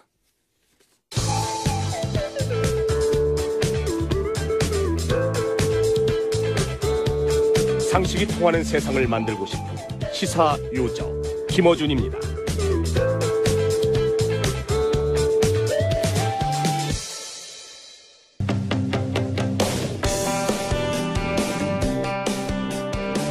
이명박 박근혜 정부 시절 아랍에미레이트 UAE 원전 수출에 대한 홍보 대단했습니다. 그런데 내용을 들여다보면 그게 아니었다라는 주장이 나왔습니다. 더불어민주당 홍익표 정책위 수석 부의장 연결됐습니다. 안녕하세요, 의원님. 예, 안녕하세요. 반갑습니다. 예, 바로 본론으로 들어가서 뭐가 문제입니까? 따져주십시오. 예, 이게 두 가지죠. 하나는 원전 수출에 대한 과대 포장인 거고요. 예. 두 번째는 이명박 정부 시절에 맺었던 계약이 박근혜 정부 들어와서 추가로 악화되는 겁니다. 즉, 그 전에 맺었던 계약도 확정된 게 아니라 이후에 그 UH에 휘둘리면서 그 계약이 악화되면서 사실상 빚 좋은 개살구에 머무른 거 아니냐 이런 우려입니다. 원래 안 좋았는데 더 악화됐고 그리고 과대 포장됐다. 우선 과대 포장은 좀 자세히 설명해 주시면요. 이게 뭐 잘 아시다시피 2011년, 12년 그 당시에 그 1차 계약이 2012년에 이루어지는데 2011년, 12년 당시에 이명박 정부에서 대대적으로 선전했던 게 아랍에미리트 원전 수출 아닙니까? 그 한국형 원전 수출 해가지고 뭐 마치 황금알을 낳는 거위처럼 그 당시 선전을 했습니다. 그러니까 당시 그 발표 내용을 보면 한국형 원전 4기를 지어주면서 총 계약이 우리 돈 한 21조 원 당시 환율에 따르면 186억 달러다 해서 굉장히 큰 돈을 이익을 벌 수 있다고 하면서 당시 수익률을 한 16% 목표 수익률을 제시를 했습니다. 그래서 그 새로운 우리나라의 수출 산업이라고 하면서 지금도 칭고리 오리코기 중단과 관련돼서 원전 수출 얘기를 계속 하지 않습니까? 그 재개를 지지했던 측에서요. 근데 사실은 이 원전 수출 과정에서 이런 이익이 부풀려졌고 또 다른 측면에서 즉 이 사고나 또는 관리 운영에 대한 책임 이후에 우리가 부담해야 될 그 어떤 관리 책임에 대한 리스크에 대해서는 전혀 알려지지 않았다는 것이죠. 그렇게 그것까지 다 계산하면 수익률이 얼마나 됩니까? 16%가 아니라? 이거는 뭐 좀 더 따져봐야 되는데, 2016년에 박근혜 정부에서 이제 새롭게 계약을 확정짓습니다. 그때 확정짓는데 당초 16%였던 것이 10.5%로 조정됩니다. 아, 그때 이미? 네네. 근데 이 아부다비 정부에서는 9%를 요구했는데 10.5%로 했는데, 이것은 좀 우리가 봐야 되는 게, 우리가 보면 해외 사업에서 기준 수익률 산출 모델 IPP 원자력이라는 게 있어요. 우리 자료에 따르면 그게 기준 수익률이 9.52%거든요. 그러니까 그보다 약간 1% 높은 겁니다. 즉 아부다비 정부가 요구한 9%는 그보다 낮은 거죠. 그러다 보니까 거의 마지노선으로 10.5%를 했는데 이조차도 우리가 관리 운영에 따른 책임을 지다 보면 어떻게 될지 모른다는 거죠. 실제로 가장 문제가 되는 거는 양 당사장 엔액 측과 한전 측이 계약을 하면서 몇 가지 독소 조항이 들어갔습니다. 우리 입장에서는 독소 조항이죠. 계약이 이제 불리하게 되는데, 예, 크게 한 5가지 정도 지적을 할 수 있는데요. 하나는 지분 비율이 변동될 가능성이 있습니다. 그러니까 2012년 당시에는 우리 지분 비율이 한전이 18%, 엔액이 82%였거든요. 그래서 추가 자본 납입 시 초과 가능해서 우리가 예를 들면 추가 자본이 증자를 할 때 한전도 같이 해서 이 18%를 유지하거나 더 지분을 높일 수 있는데 2016년에는 한전 지분 한도를 18%로 상한을 했습니다. 그걸 넘어설 수 없고 이후에 증자에 따라서는 도리어 추가 사업주 영입을 하게 되면 증자를 하게 되거나 엔액이 할 수 있으면 18%로 줄어들게 되는 거죠, 지분이요. 그렇게 되면 이후에 수익률도 줄어들 수 있죠. 18%에 따른 수익률이 10.5%고 이렇게 우리가 설정해놨기 때문에 만약에 지분율이 줄어들면 수익도 줄어들게 되죠. 그러면은 UA 측에서 증자를 자체적으로 하고 그럴 경우에 우리가 따라갈 수 없게 돼 있다는 거죠, 지금. 그렇죠. 증자를. 우리는 추가 투자를 못 하는 거죠. 그러니까 우리는 맥시멈이 18%고 거기서 줄어들 가능성이 있다는 거죠. 증자하게 되면. 그다음에 콜옵션 문제도요. 원래는 우리가 풋옵션이라고 해서 콜옵션이 이제 풋옵션 가게 했는데 콜옵션 할 때 이게 이제 어떤 이게 좀 복잡한 건데 엔액이 콜옵션과 풋옵션을 행사할 수 있습니다. 근데 그러니까 일정 가격이 됐을 때 사고 팔 수 있는 권한이거든요. 시간 기준 시점에서 그때 10% 프리미엄이 있는데 이 10% 프리미엄이 없어졌습니다. 아, 프리미엄 그냥 프리미엄 그러니까 추가 가격, 그러니까 기준 가격에서 10% 예를 들면 뭐 주당 1,000원에 팔게 되면 거기에 10%를 얹을 수 있는 프리미엄이 우리 한전 측에 있었는데 그게 없어졌던 거고요. 16년에는. 권리가 있었는데 권리가 없어졌다. 그렇죠. 그러니까 우리가 10%의 이익이 없어진 거죠. 사고 팔 때. 그다음에 이 법이 앞으로 문제가 생겼을 때 분쟁이 과거에는 영국 런던에서 영국법에 따라 이루어지는 게 예. 아부다비에서 UAE 법을 하게 돼 있습니다. 아하. 그렇게 되면 굉장히 우리한테 불리하게 되는 거죠. 그렇겠네요. 예, 제3국에서 하던 것을 이제는 UAE에서 들어가서 재판을 받아야 된다. 예, 그렇게 되어 있습니다. 또 있습니까? 그리고 많이 있습니다. 이 주권 면책 포기 조항이라는 게 있어가지고요. 예. 원래 어떤 사고가 발생하면 UAE 측도 정부 책임을 져야 되는데 예. 주권 면책을 해주게 됩니다. 그걸 삭제합니다. 그래가지고 앞으로 UAE 정부는 이게 책임을 안 지게 되는 주권국가에서 책임을 면책받을 수 있게 된다는 거죠. 그러면은 예를 들어서 원전에 사고가 났어요. 지금 원전의 소유권은 82%가 UAE 정부가 가지고 있기 때문에 80% 정도는 그 UAE 정부가 책임을 져야 되는데 UAE 정부는 책임을 지지 않게 된다고요? 아니, 그건 아니고요. 그건 아니고. 사업자들은 책임을 집니다. 엔액이라고요. 예. 엔액은 책임을 지는데 82%하고 우리 한전이 18% 책임을 지는데 예. 아시다시피 원전 사고의 경우에는 큰 사고로 번질 수 있지 않습니까? 네. 그런 경우에는 우리가 국가 책임도 같이 포함해야 사업자들의 부담이 줄어드는데 국가 포함이 빠지기 때문에 아하. 이 엔액과 한전의 책임으로 돌아가게 돼 있고 특히 UAE 같은 경우는 이제 국제 원자력 협정에 가입을 할 예정이지만 인근의 사우디나 카타르 등 같은 나라는 가입하지 않고 있거든요. 아하. 이런 국가에는 이 보상 한도가 없습니다. 그러니까 무한 배상을 해야 됩니다. 만약에 사고가 났을 경우에 그렇습니다. 이게 원전이라는 사고의 특성상 국가 책임도 있어야 되는데 이걸 배제했기 때문에 순수하게 그렇습니다. 거기 참여한 상업 자본들만 배상을 해야 되는데 주변국까지 하면은 엄청난 숫자 금액이 될 수도 있다. 네. 예, 그렇습니다. 그리고 이게 지금 또 하나 문제는 이제 지체보상금인데요. 네. 이 준공 지원에 따른 이제 지체보상을 해야 되는 겁니다. 네. 하루에 60만 불인데 예. 2012년 우리가 당초 투자안에 따르면 한전 지분 투자 시 면제 조항이 있었는데 이 조항이 삭제됩니다. 2016년에는. 아하. 그렇게 되기 때문에 지금 당초 예상은 금년 말에 준공 예정이었는데 예. 현재는 하반기까지 지금 준공 자체가 좀 불투명한 상황이에요. 그래서 지체상금이 불가피한 상황인데 하루에 60만 불이면 수력이죠. 월 한 1,800만 달러 되죠. 예. 하루에 3개월만 돼도 4,800만 불이고 6개월이면 거의 1억 불에 달합니다. 예, 그렇죠. 그래서 엄청난 물론 금액이네요. 한전 측은 이 준공이 늦어진 이유가 UAE의 원자력 규제 기관인 FANR의 승인 허가 때문이라고 하면서 이제 UAE하고 그랜드 파트너십을 맺으면 지상금 면제할 수 있다 이렇게 얘기하는데 이거는 불확실한 거죠. 계획서상으로는 이게 들어가 있지 않기 때문에요. 그러면은 이명박 정부 때는 이 계약 내용이 확정되지 않았는데 확정된 것처럼 얘기를 했고, 그렇습니다. 그리고 이제 협상을 계속해서 박근혜 정부 들에서 확정을 하긴 했는데 이때는 애초에 이명박 정부 때 확정되지 않은 사항은 이렇게 될 거라고 얘기했던 게 사실은 바뀌고 나쁜 조건들이 들어갔다는 거죠. 요약하면. 그렇습니다. 예. 그러니까 이게 당시 보면 한전 이사회에서 2016년 당시에 매우 우려합니다. 그러니까 여러 이사들이 이 투자에 대한 우려를 하고 있어요. 심지어 우리 잘 아시는 조정혁 전 의원 있지 않습니까? 예. 새누리당 의원했죠. 예. 이분도 이 우려를 해요. 그러니까 이게 자원 투자에 대한 여러 가지 걱정들을 하고 있기 때문에요. 많은 우려들을 하고 있습니다. 이건 어떻습니까? 제가 기억하기로는 운영을 60년이었나요? 50년인가요? 네. 그렇게 운영을 굉장히 긴 시간 동안 하게 되고 그 기간 동안 계속해서 수익을 얻게 되고 등등등 이야기가 있었던 것 같은데 운영 기간은 어떻습니까? 운영권. 이 운영권도 우리가 당초 아는 거하고는 좀 다른 거죠. 당시에 우리가 장기간 하는 것으로 알고 있었지 않습니까? 예.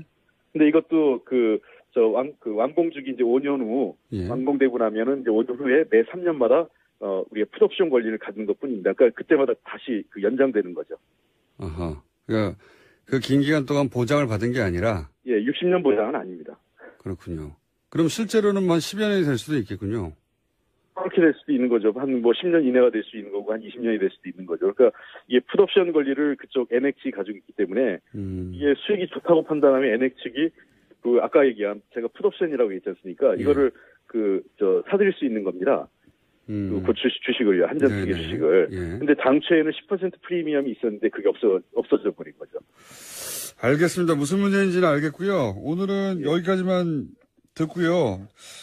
한번 나오셔가지고 신구리 원전 건설 재개가 결정됐지 않습니까? 이 사안 관련해서 종합적으로 한번 말씀을 해주셔야 될 것 같아요. 그렇게 한번 하겠습니다. 뭐 탈원전 정책 전반에 대해서는 설명을 한번 드릴 기회가 있었으면 좋겠습니다. 알겠습니다. 오늘 여기까지 듣겠습니다. 감사합니다. 네, 고맙습니다. 예. 네. 지금까지 더불어민주당 홍익표 정책위 수석 부의장이었습니다. 예. 국감에서 나온 내용이었죠.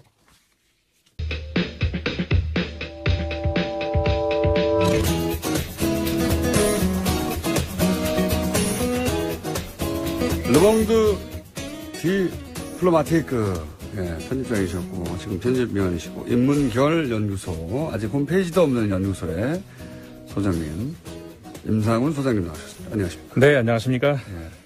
오늘 안경을 하시고 또 돋보기를 또 하시고. 예, 공부 많이 한 사람은 안경을 2개나 써야 돼서요. 하나 갖고 안 보이네요.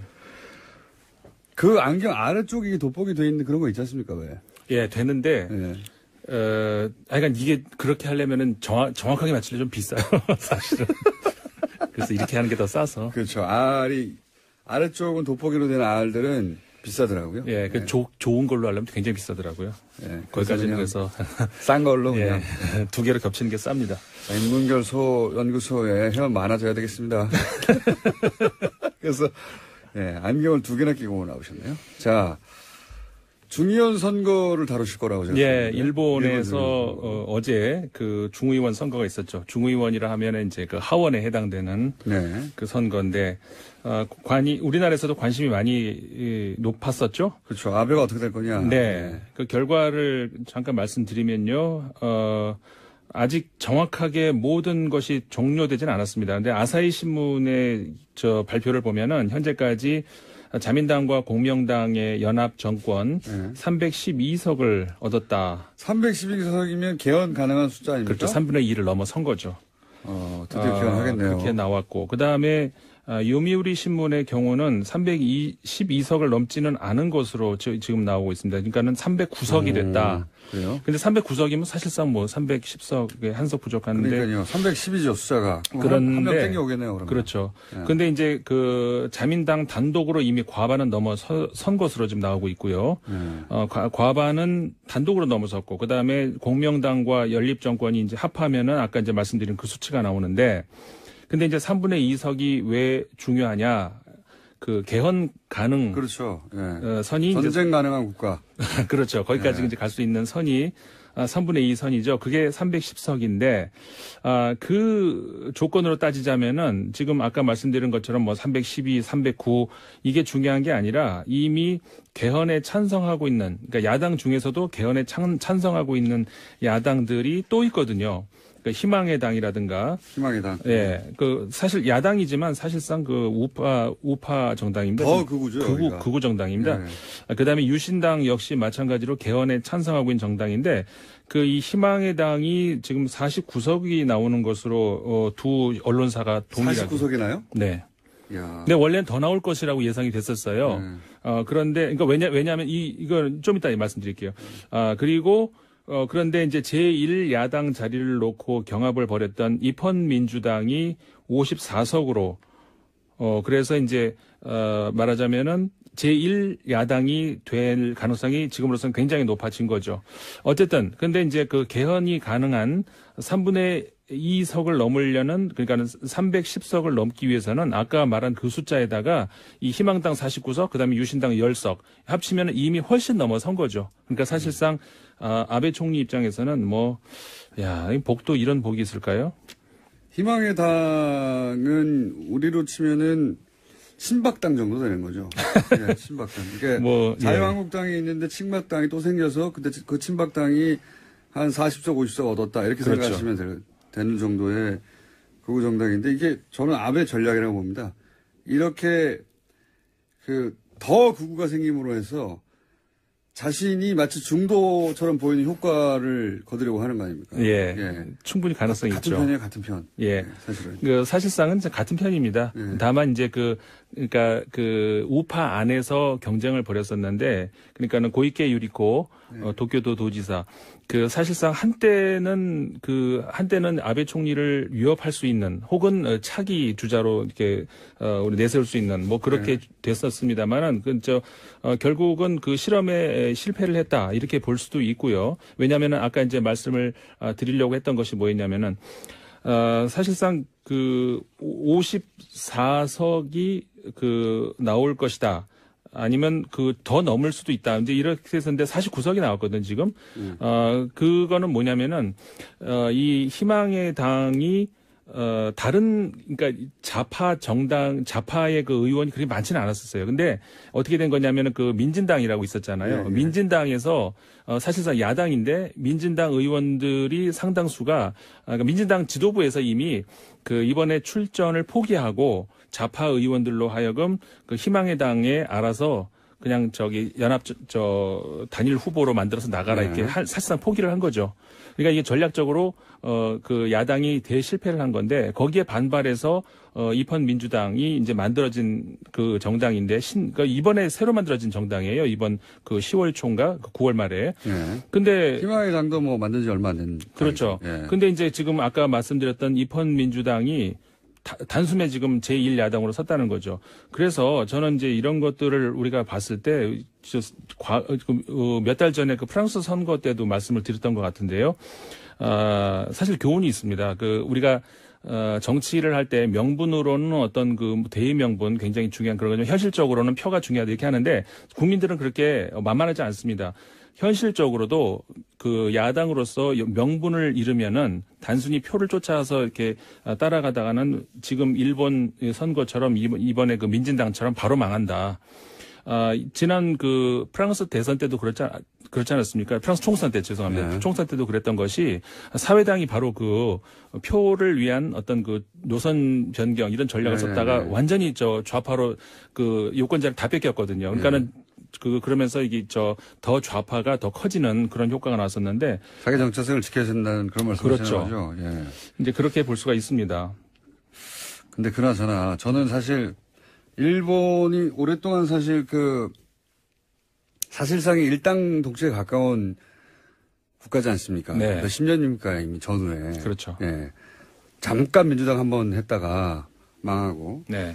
그래서 국가를 자기들 뜻대로 보수 색깔을 유지하는 노하우가 오랫동안 발전해 왔어요.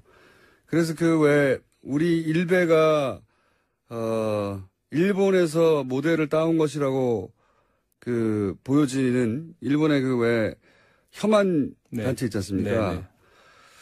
그 혐한 단체도 소위 이제 일본의 보수 정치인과 결탁해서 일본의 보수 분위기를 만들어내는데 기여했다라고 하는 게 일본의 소위 탐사 보도를 하는 언론인들 사실 탐사 보도가 일본이 약해요. 약한데 그중에 그런 걸 꾸준히 주장하는 기자들이 있습니다, 언론들이. 네. 마찬가지로 이제 새로운 당들, 희망의 당이 뭐고, 아베가 자꾸 극우라고 공격을 중국으로부터 받고 또 한국으로부터 받다 보니까 자기보다 더 오른쪽의 세력을 은근히 키워주는 경향이 있어요. 혹은 크는 걸 방치하거나 일정 수준에서 다시 통제하는데 그러므로 해서 자신들이 정말 중간에 있는 것 같은 착시 효과를 불러일으키는 전략을 구사하는 가운데 이런 자잘한 정당들이 그래 봐야 얼마 안 되거든요. 몇십 석. 그러니까 일종의 안전판 스펀지를 이제 깔아놓고 그 위에서 뛴다 이제 이 말씀인 것이죠. 그러니까 이 당들이 예를 들어 희망의 당이 40석, 50석 하고 제1당 나오고 해봐야 그래봐야 100석도 안 되고 다. 네네.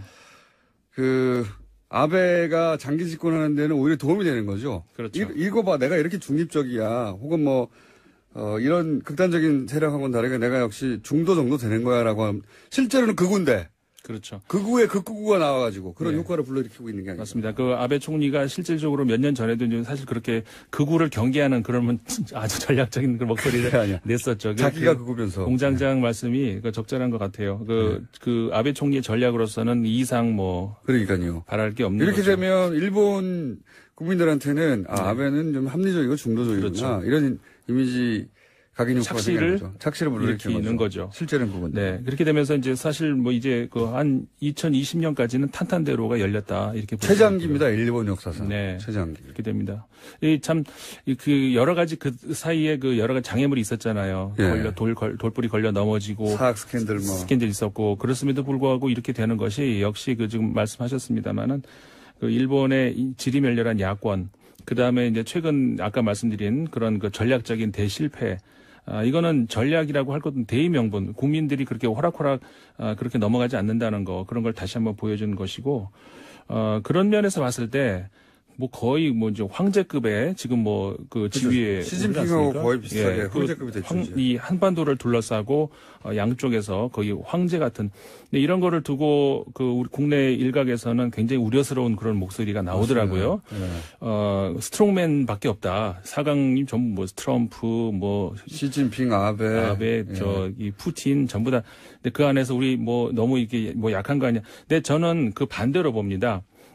사실 아까 우리 공장장님 처음에 시작할 때 말씀하시는 것도 제가 들었는데, 이번에 우리 그 원전 관련해서 국민들하고 이제 토론을 하는 소위 말해서 우리 수구의 민주주의라고 말을 하죠. 네. 심의 민주주의라고도 하고, 이게 지난 작년 촛불 혁명에 이어서 어떻게 보면 정치적인 아주 굉장히 큰 실험이었다고 볼 수가 있거든요. 굉장히 높게 평가하는데 개인적으로는. 네. 예. 이게 과거에는 우리나라가 경제는 세계를 앞서가는데 정치는 뒤따라간다 이런 소리를 들었었는데 이제는 반대가 거꾸로 됐어요. 경제는 커피캣 이런 얘기를 들으면서 남이 만들어 놓으면 뒤따라가는 이런 형국이라면은 어느새부턴가 정치가 전 세계가 주목하는 건 새로운 민주주의의 직접 민주주의 실험장이 되고 있어요.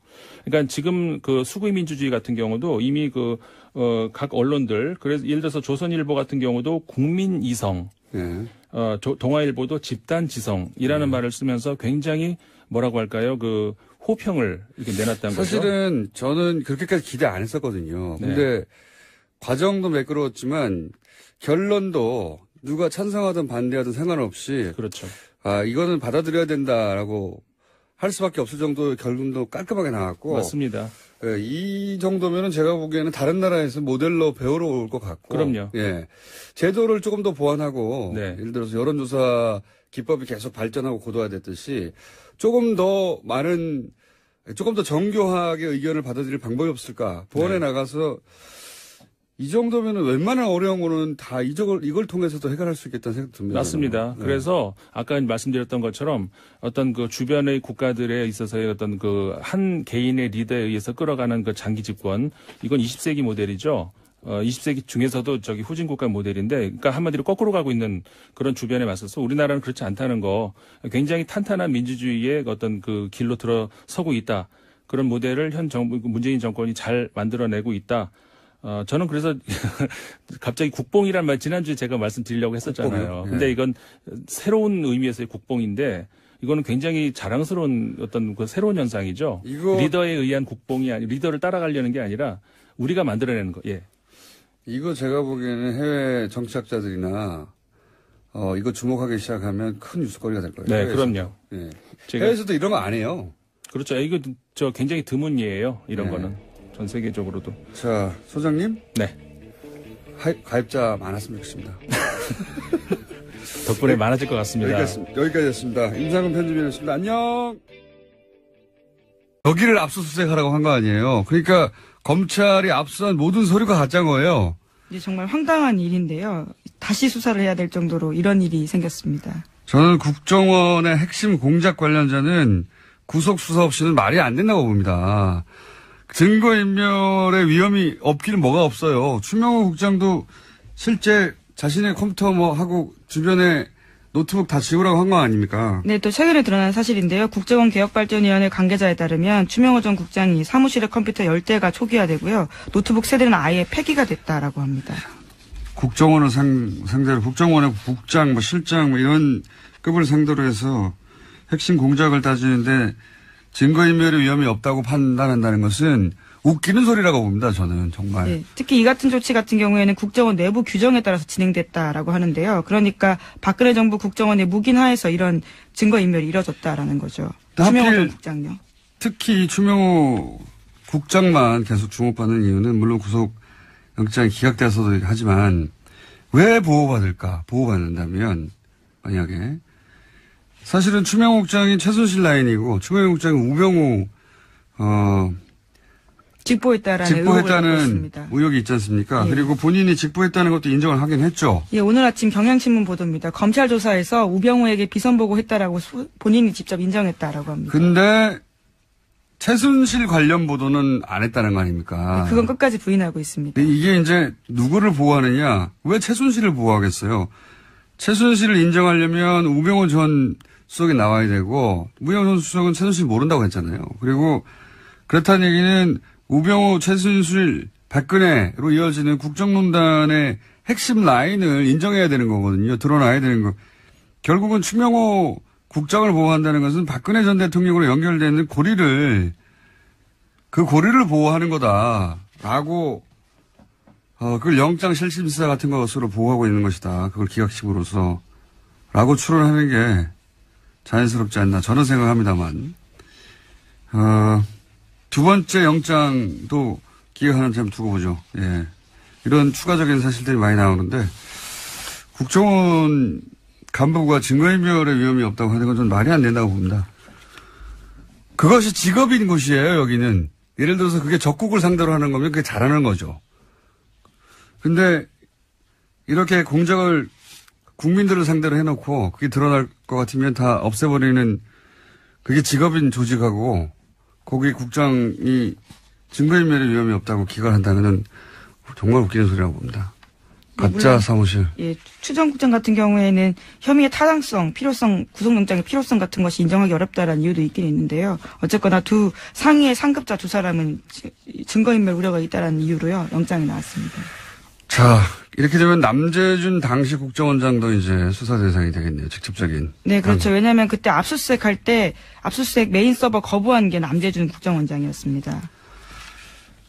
자, 국정원 관련된 소식은 계속 나오고 있고요.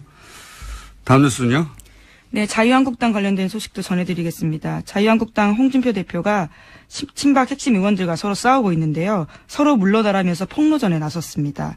자유한국당 윤리위원회가 지난 20일에 박근혜 전 대통령과 서청원 최경환 의원에 대해서 탈당 권유 징계 결정을 내렸습니다.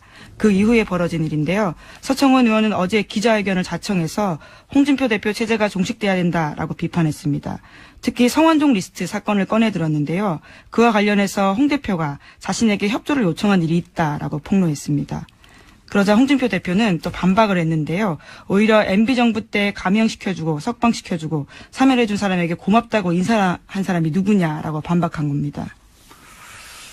안녕하세요. 김원준입니다. 탈원전 공론화위원회가 신고리 원전 556호기 건설 재개를 결론으로 내놨습니다. 동시에 향후 원전은 축소해야 한다는 결론도 함께 제시했습니다. 정부는 이 결론을 수용했습니다. 야당은 일제히 문 대통령 사과를 요구했습니다. 쓸데없는 공론조사로 시간 비용만 낭비했다는 거죠. 사과.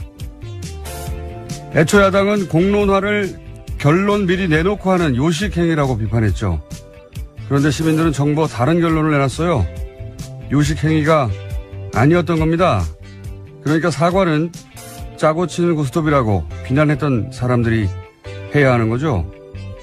또 대통령 뜻이라며 마구 밀어붙였던 4대강 자원외교 결과 어떻습니까?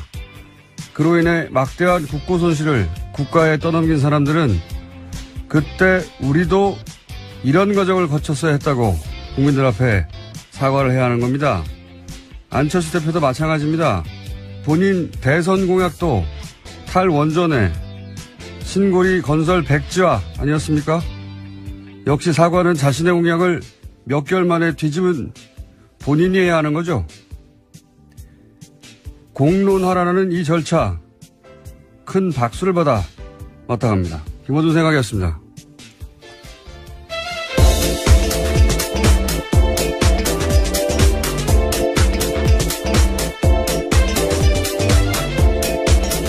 시사인의 김은지입니다.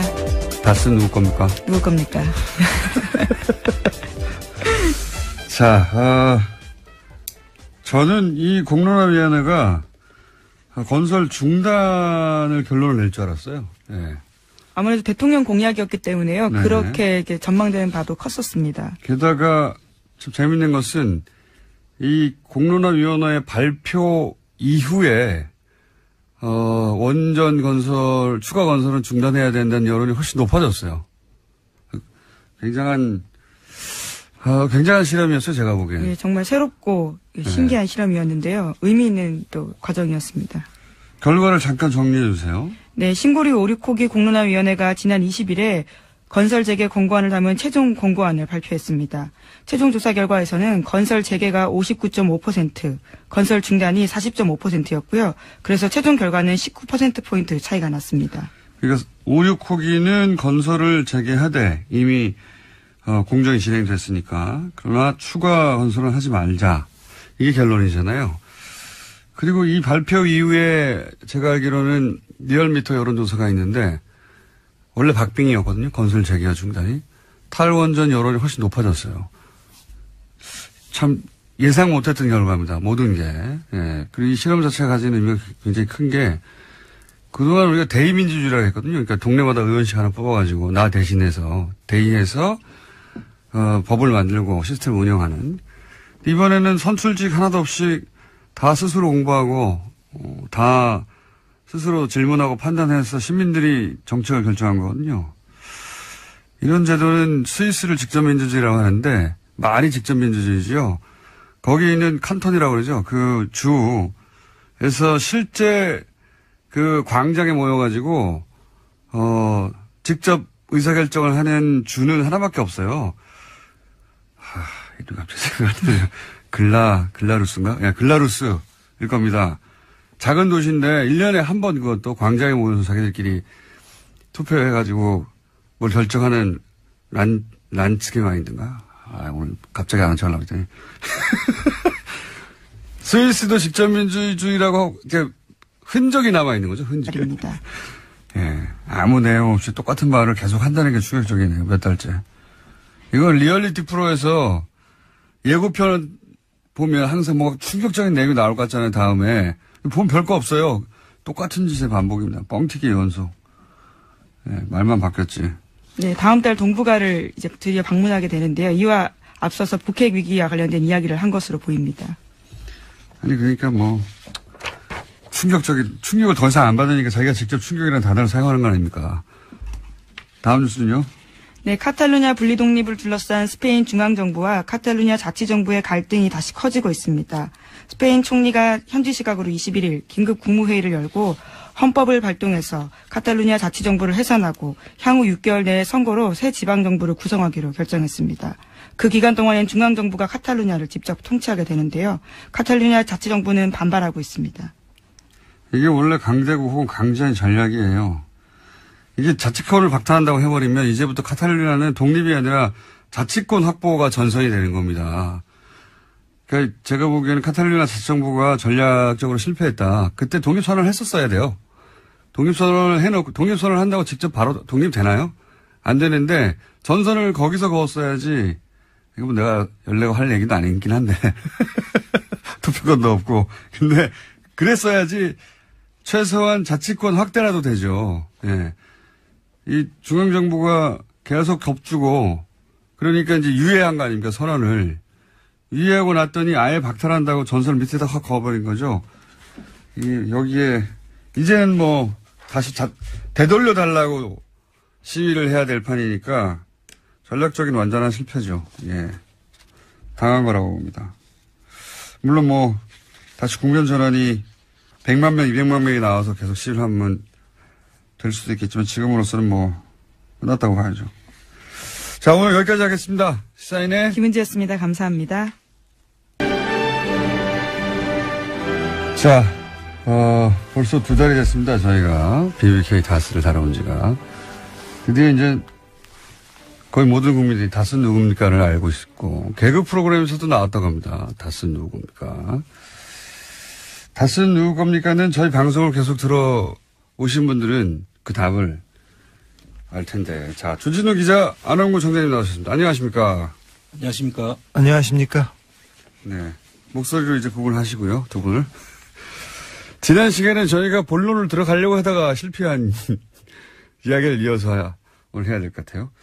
지난주에 이제 본론에 들어가려고 하다가 못 들어간 게 뭐냐면 이미 2007년에 이 사건은 사실은 수사가 됐습니다. 예. 검찰도 도곡동 땅도 수사를 했고 BBK도 수사를 했고 특검까지 했죠. 예. 그런데 결론은 이명박 전 대통령은 아무 상관이 없다. 도곡동 땅은 제3자의 땅이다. 그리고 BBK 주인은 김경준 씨다. 주가 조작은 김경준 씨의 단독 범행이다. 이렇게 결론이 났어요. 결론이 났는데 몇 년 있다가 140억은 다스로 돌아갔습니다. 희한하게도. 이 140억은 BBK에서 나온 돈으로 주가 조작을, 옵셔널 벤처스의 주가 조작을 한 다음에 그 돈을 들고 튄 거기 때문에 사실은 이 돈은 BBK에 투자했던 소액 투자자들이 돌려받았어야 되는 것이고 미국의 재판 결과도 그러한데 이 돈이 엉뚱하게 다스로 들어가 버렸어요. 그래서 다시 한번 이 얘기가 이제 수면 위로 올라오지 못하는 걸 2달 동안 끌어올려서 수면 위로 끌어올렸습니다. 이제 드디어. 근데 왜 2007년에는 그런 결론이 났을까? 2007년에는 왜 이게 이명박 기가 쓸지 모르겠는데 올 초에 작년 연말부터 새누리당 시절 비대위원장 임명진 목사와 서청원 의원이 유사한 공방을 벌인 적이 있어요. 그때 제가 첫 공방을 보고 이게 약속 대련일 수도 있다라는 얘기를 했거든요. 그리고 실제 미락설도 나왔죠. 나중에 임명진 위원장이 뭐 국회의장으로 모신다고 했다느니 또는 뭐 친박 의원들을 친박 의원들에게 일단 탈당계를 내면 나중에 돌려주겠다고 했다든지 뭐 약속 대련의 한계가 난다고 했는데 그러면서 임명진 위원장이 사퇴하면 진짜고 사퇴하지 않으면 약속 대련이다. 근데 사퇴 안 했어요 아무도. 예. 이번에는 그럼 진짜 결투냐? 그때 척도가 사퇴하느냐 아니냐였다면 제가 보기에는 이번에 척도는 서청원 의원이 홍준표 대표와 관련해서 뭔가 물증을 가지고 있다는 식으로 얘기를 하잖아요. 예, 녹취록 관련 자료가 있다라는 식의 네. 암시를 했습니다. 근데 그 물증을 내놓는데 나중에 홍준표 대표에게 치명적 타격을 줘서 대표를 물러나게 할 정도다. 그럼 진짜 싸우는 거고요. 예. 내놨는데 별게 아니거나 아니면 안 내놓거나 그러면 약속 대련일 수 있습니다. 네. 이분들은 말이죠. 퍼포먼스의 달인들이기 때문에 예, 그 앞에서 몇 마디 하는 거 가지고 어제 하루 종일 뉴스가 됐던데 그저께도 그것만 가지고 판단할 수가 없어요. 이분들은 속이 아주 깊은 분들입니다. 그래서 저는 그런 의구심을 걷지 않은 채 예, 지켜보겠습니다. 네, 성완종 리스트 사건은 지금 대법원 판결 앞두고 있는데요. 새로운 증거가 나오게 된다면 또 2심에서 무죄 나온 부분들에 대해서 굉장히 주목되는 증거일 수 있습니다. 뭐 특별한 물증이 아니라 그냥 다 아는 얘기 정도 나오면 약속 대련에 향기를 맞출 수도 있을 것이다. 예. 그런 생각도 합니다, 저는. 자, 뉴스를 한 2-3개 정도밖에 못 다루겠네요. 오늘 네. 좀 일찍 이야기를 했습니다. 다음 뉴스는 뭡니까? 네, 일본 중의원 선거가 치러졌습니다. 출구조사에서 집권자민당이 압승할 것으로 예측됐습니다. 출구조사에서 집권자민당은 전체 절반이 넘는 의석을 확보하며 압승할 것으로 예측되고 있고요. 또 연립여당인 공명당과 합하며 개헌 가능한 선까지 육박할 것으로 예측되고 있습니다. 북한 미사일 장사 잘하고 있다고 제가 그랬었는데, 예. 그때도 얘기 드렸지 않습니까? 미사일 다 지나갔는데, 아직도 거기 들어가 있으라 그러고, 미사일은 뭐 600km 위에서 날아가서 떨어졌는데도 불구하고, 피신하라고 하고, 예. 장사 잘했죠. 원래 전 세계 극우는 다 이런 식으로 장사해요. 예. 근데 이제 북한 장사의 이 선거가 그 결과다라고 일본 시민들을 한심해 할 수 있는데, 우리도 몇십 년간 그래왔어요, 몇십 년간. 예. 공포 마케팅이라고. 어쨌든 이렇게 되면 이제 전쟁할 수 있는 국가로 가려고 하겠네요. 아베가 원하는 바고, 저는 미국도 묵인하고 있다고 봅니다. 예. 네, 헌법의 자위대를 명기하겠다라는 이야기를 계속해서 선거 기간 동안 해왔었습니다. 일본이 전쟁할 수 있는 국가가 되고, 그렇게 해서 중국을 견제한다. 이게 이제 미국의 생각인 것 같아요. 그렇지 않다면 진작에 여러 가지 방식의 제어를 했겠죠. 예.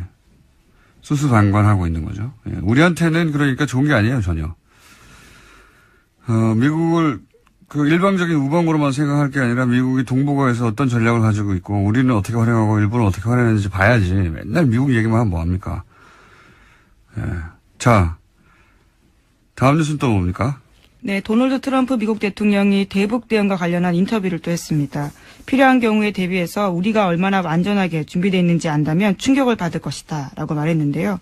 폭스뉴스 프로그램과 한 인터뷰에서 한 말.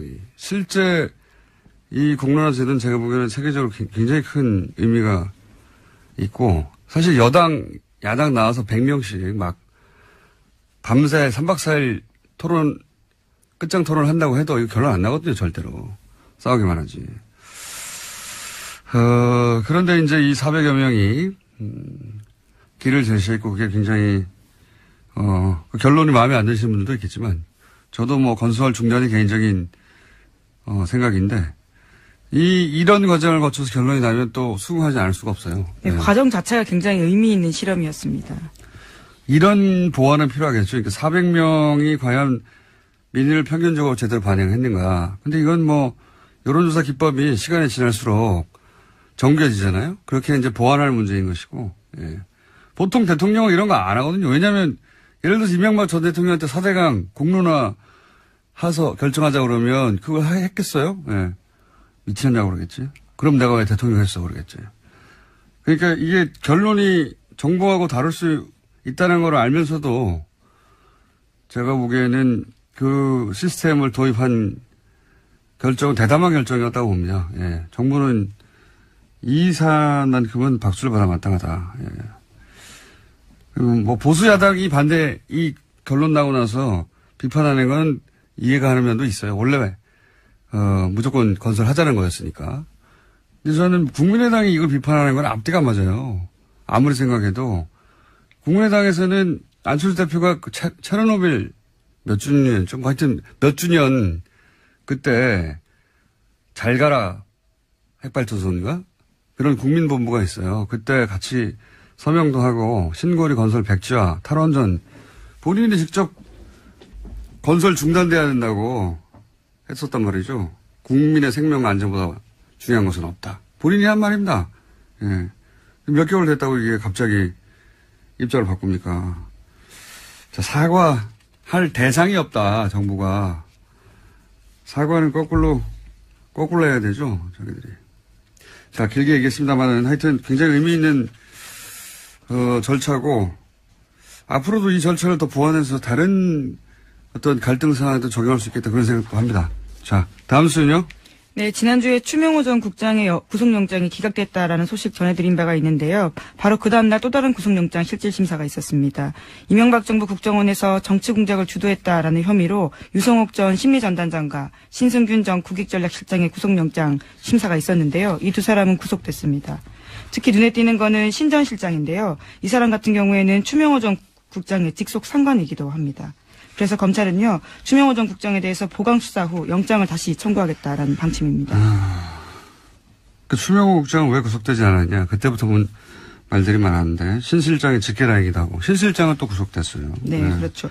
도주 및 증거인멸에 우려가 있다라는 이유 때문에 구속영장이 나왔습니다. 이게 증거인멸의 끝판왕이 국정원이잖아요. 끝판왕이에요. 네. 진술 조작하고 굉장히 뭐 아예 다 없애버리고 계속 나오고 있습니다. 그런 정황들이요. 지난 댓글 공작 수사 때도 아예 가짜 사무실을 만들었다는 거 아닙니까? 네, 어제 JTBC가 내용을 보도했었는데요. 네. 검찰이 압수수색한 곳이 아예 가짜 사무실이었다는 겁니다. 가져간 서류도 가짜였고요. 그러니까 세트를 만들고 세트. 예, 트루먼쇼 같은 장면이. 네, 세트 만들어 놓고 그 안에 가짜 서류 잔뜩 박아놓고 캐비넷에도 가짜 서류 집어넣어 놓고 가짜 서류의 내용은 뭐냐? 대북 활동을 한 것처럼 만들어놨다는 그렇죠. 거 아닙니까? 자신들의 활동이 적절했다라는 취지. 네, 그래서 사무실을 통째로 세트로 만든 거 이거는 말이죠. 다른 곳에서는 못하는 겁니다. 상상을. 거기서는 뭐 지우고 없애고 하는 거죠. 여기는 사무실을 새로 지어버린 거 아니에요. 만들어가지고 거기다가 잔뜩 가짜 서류를 만들어 놓고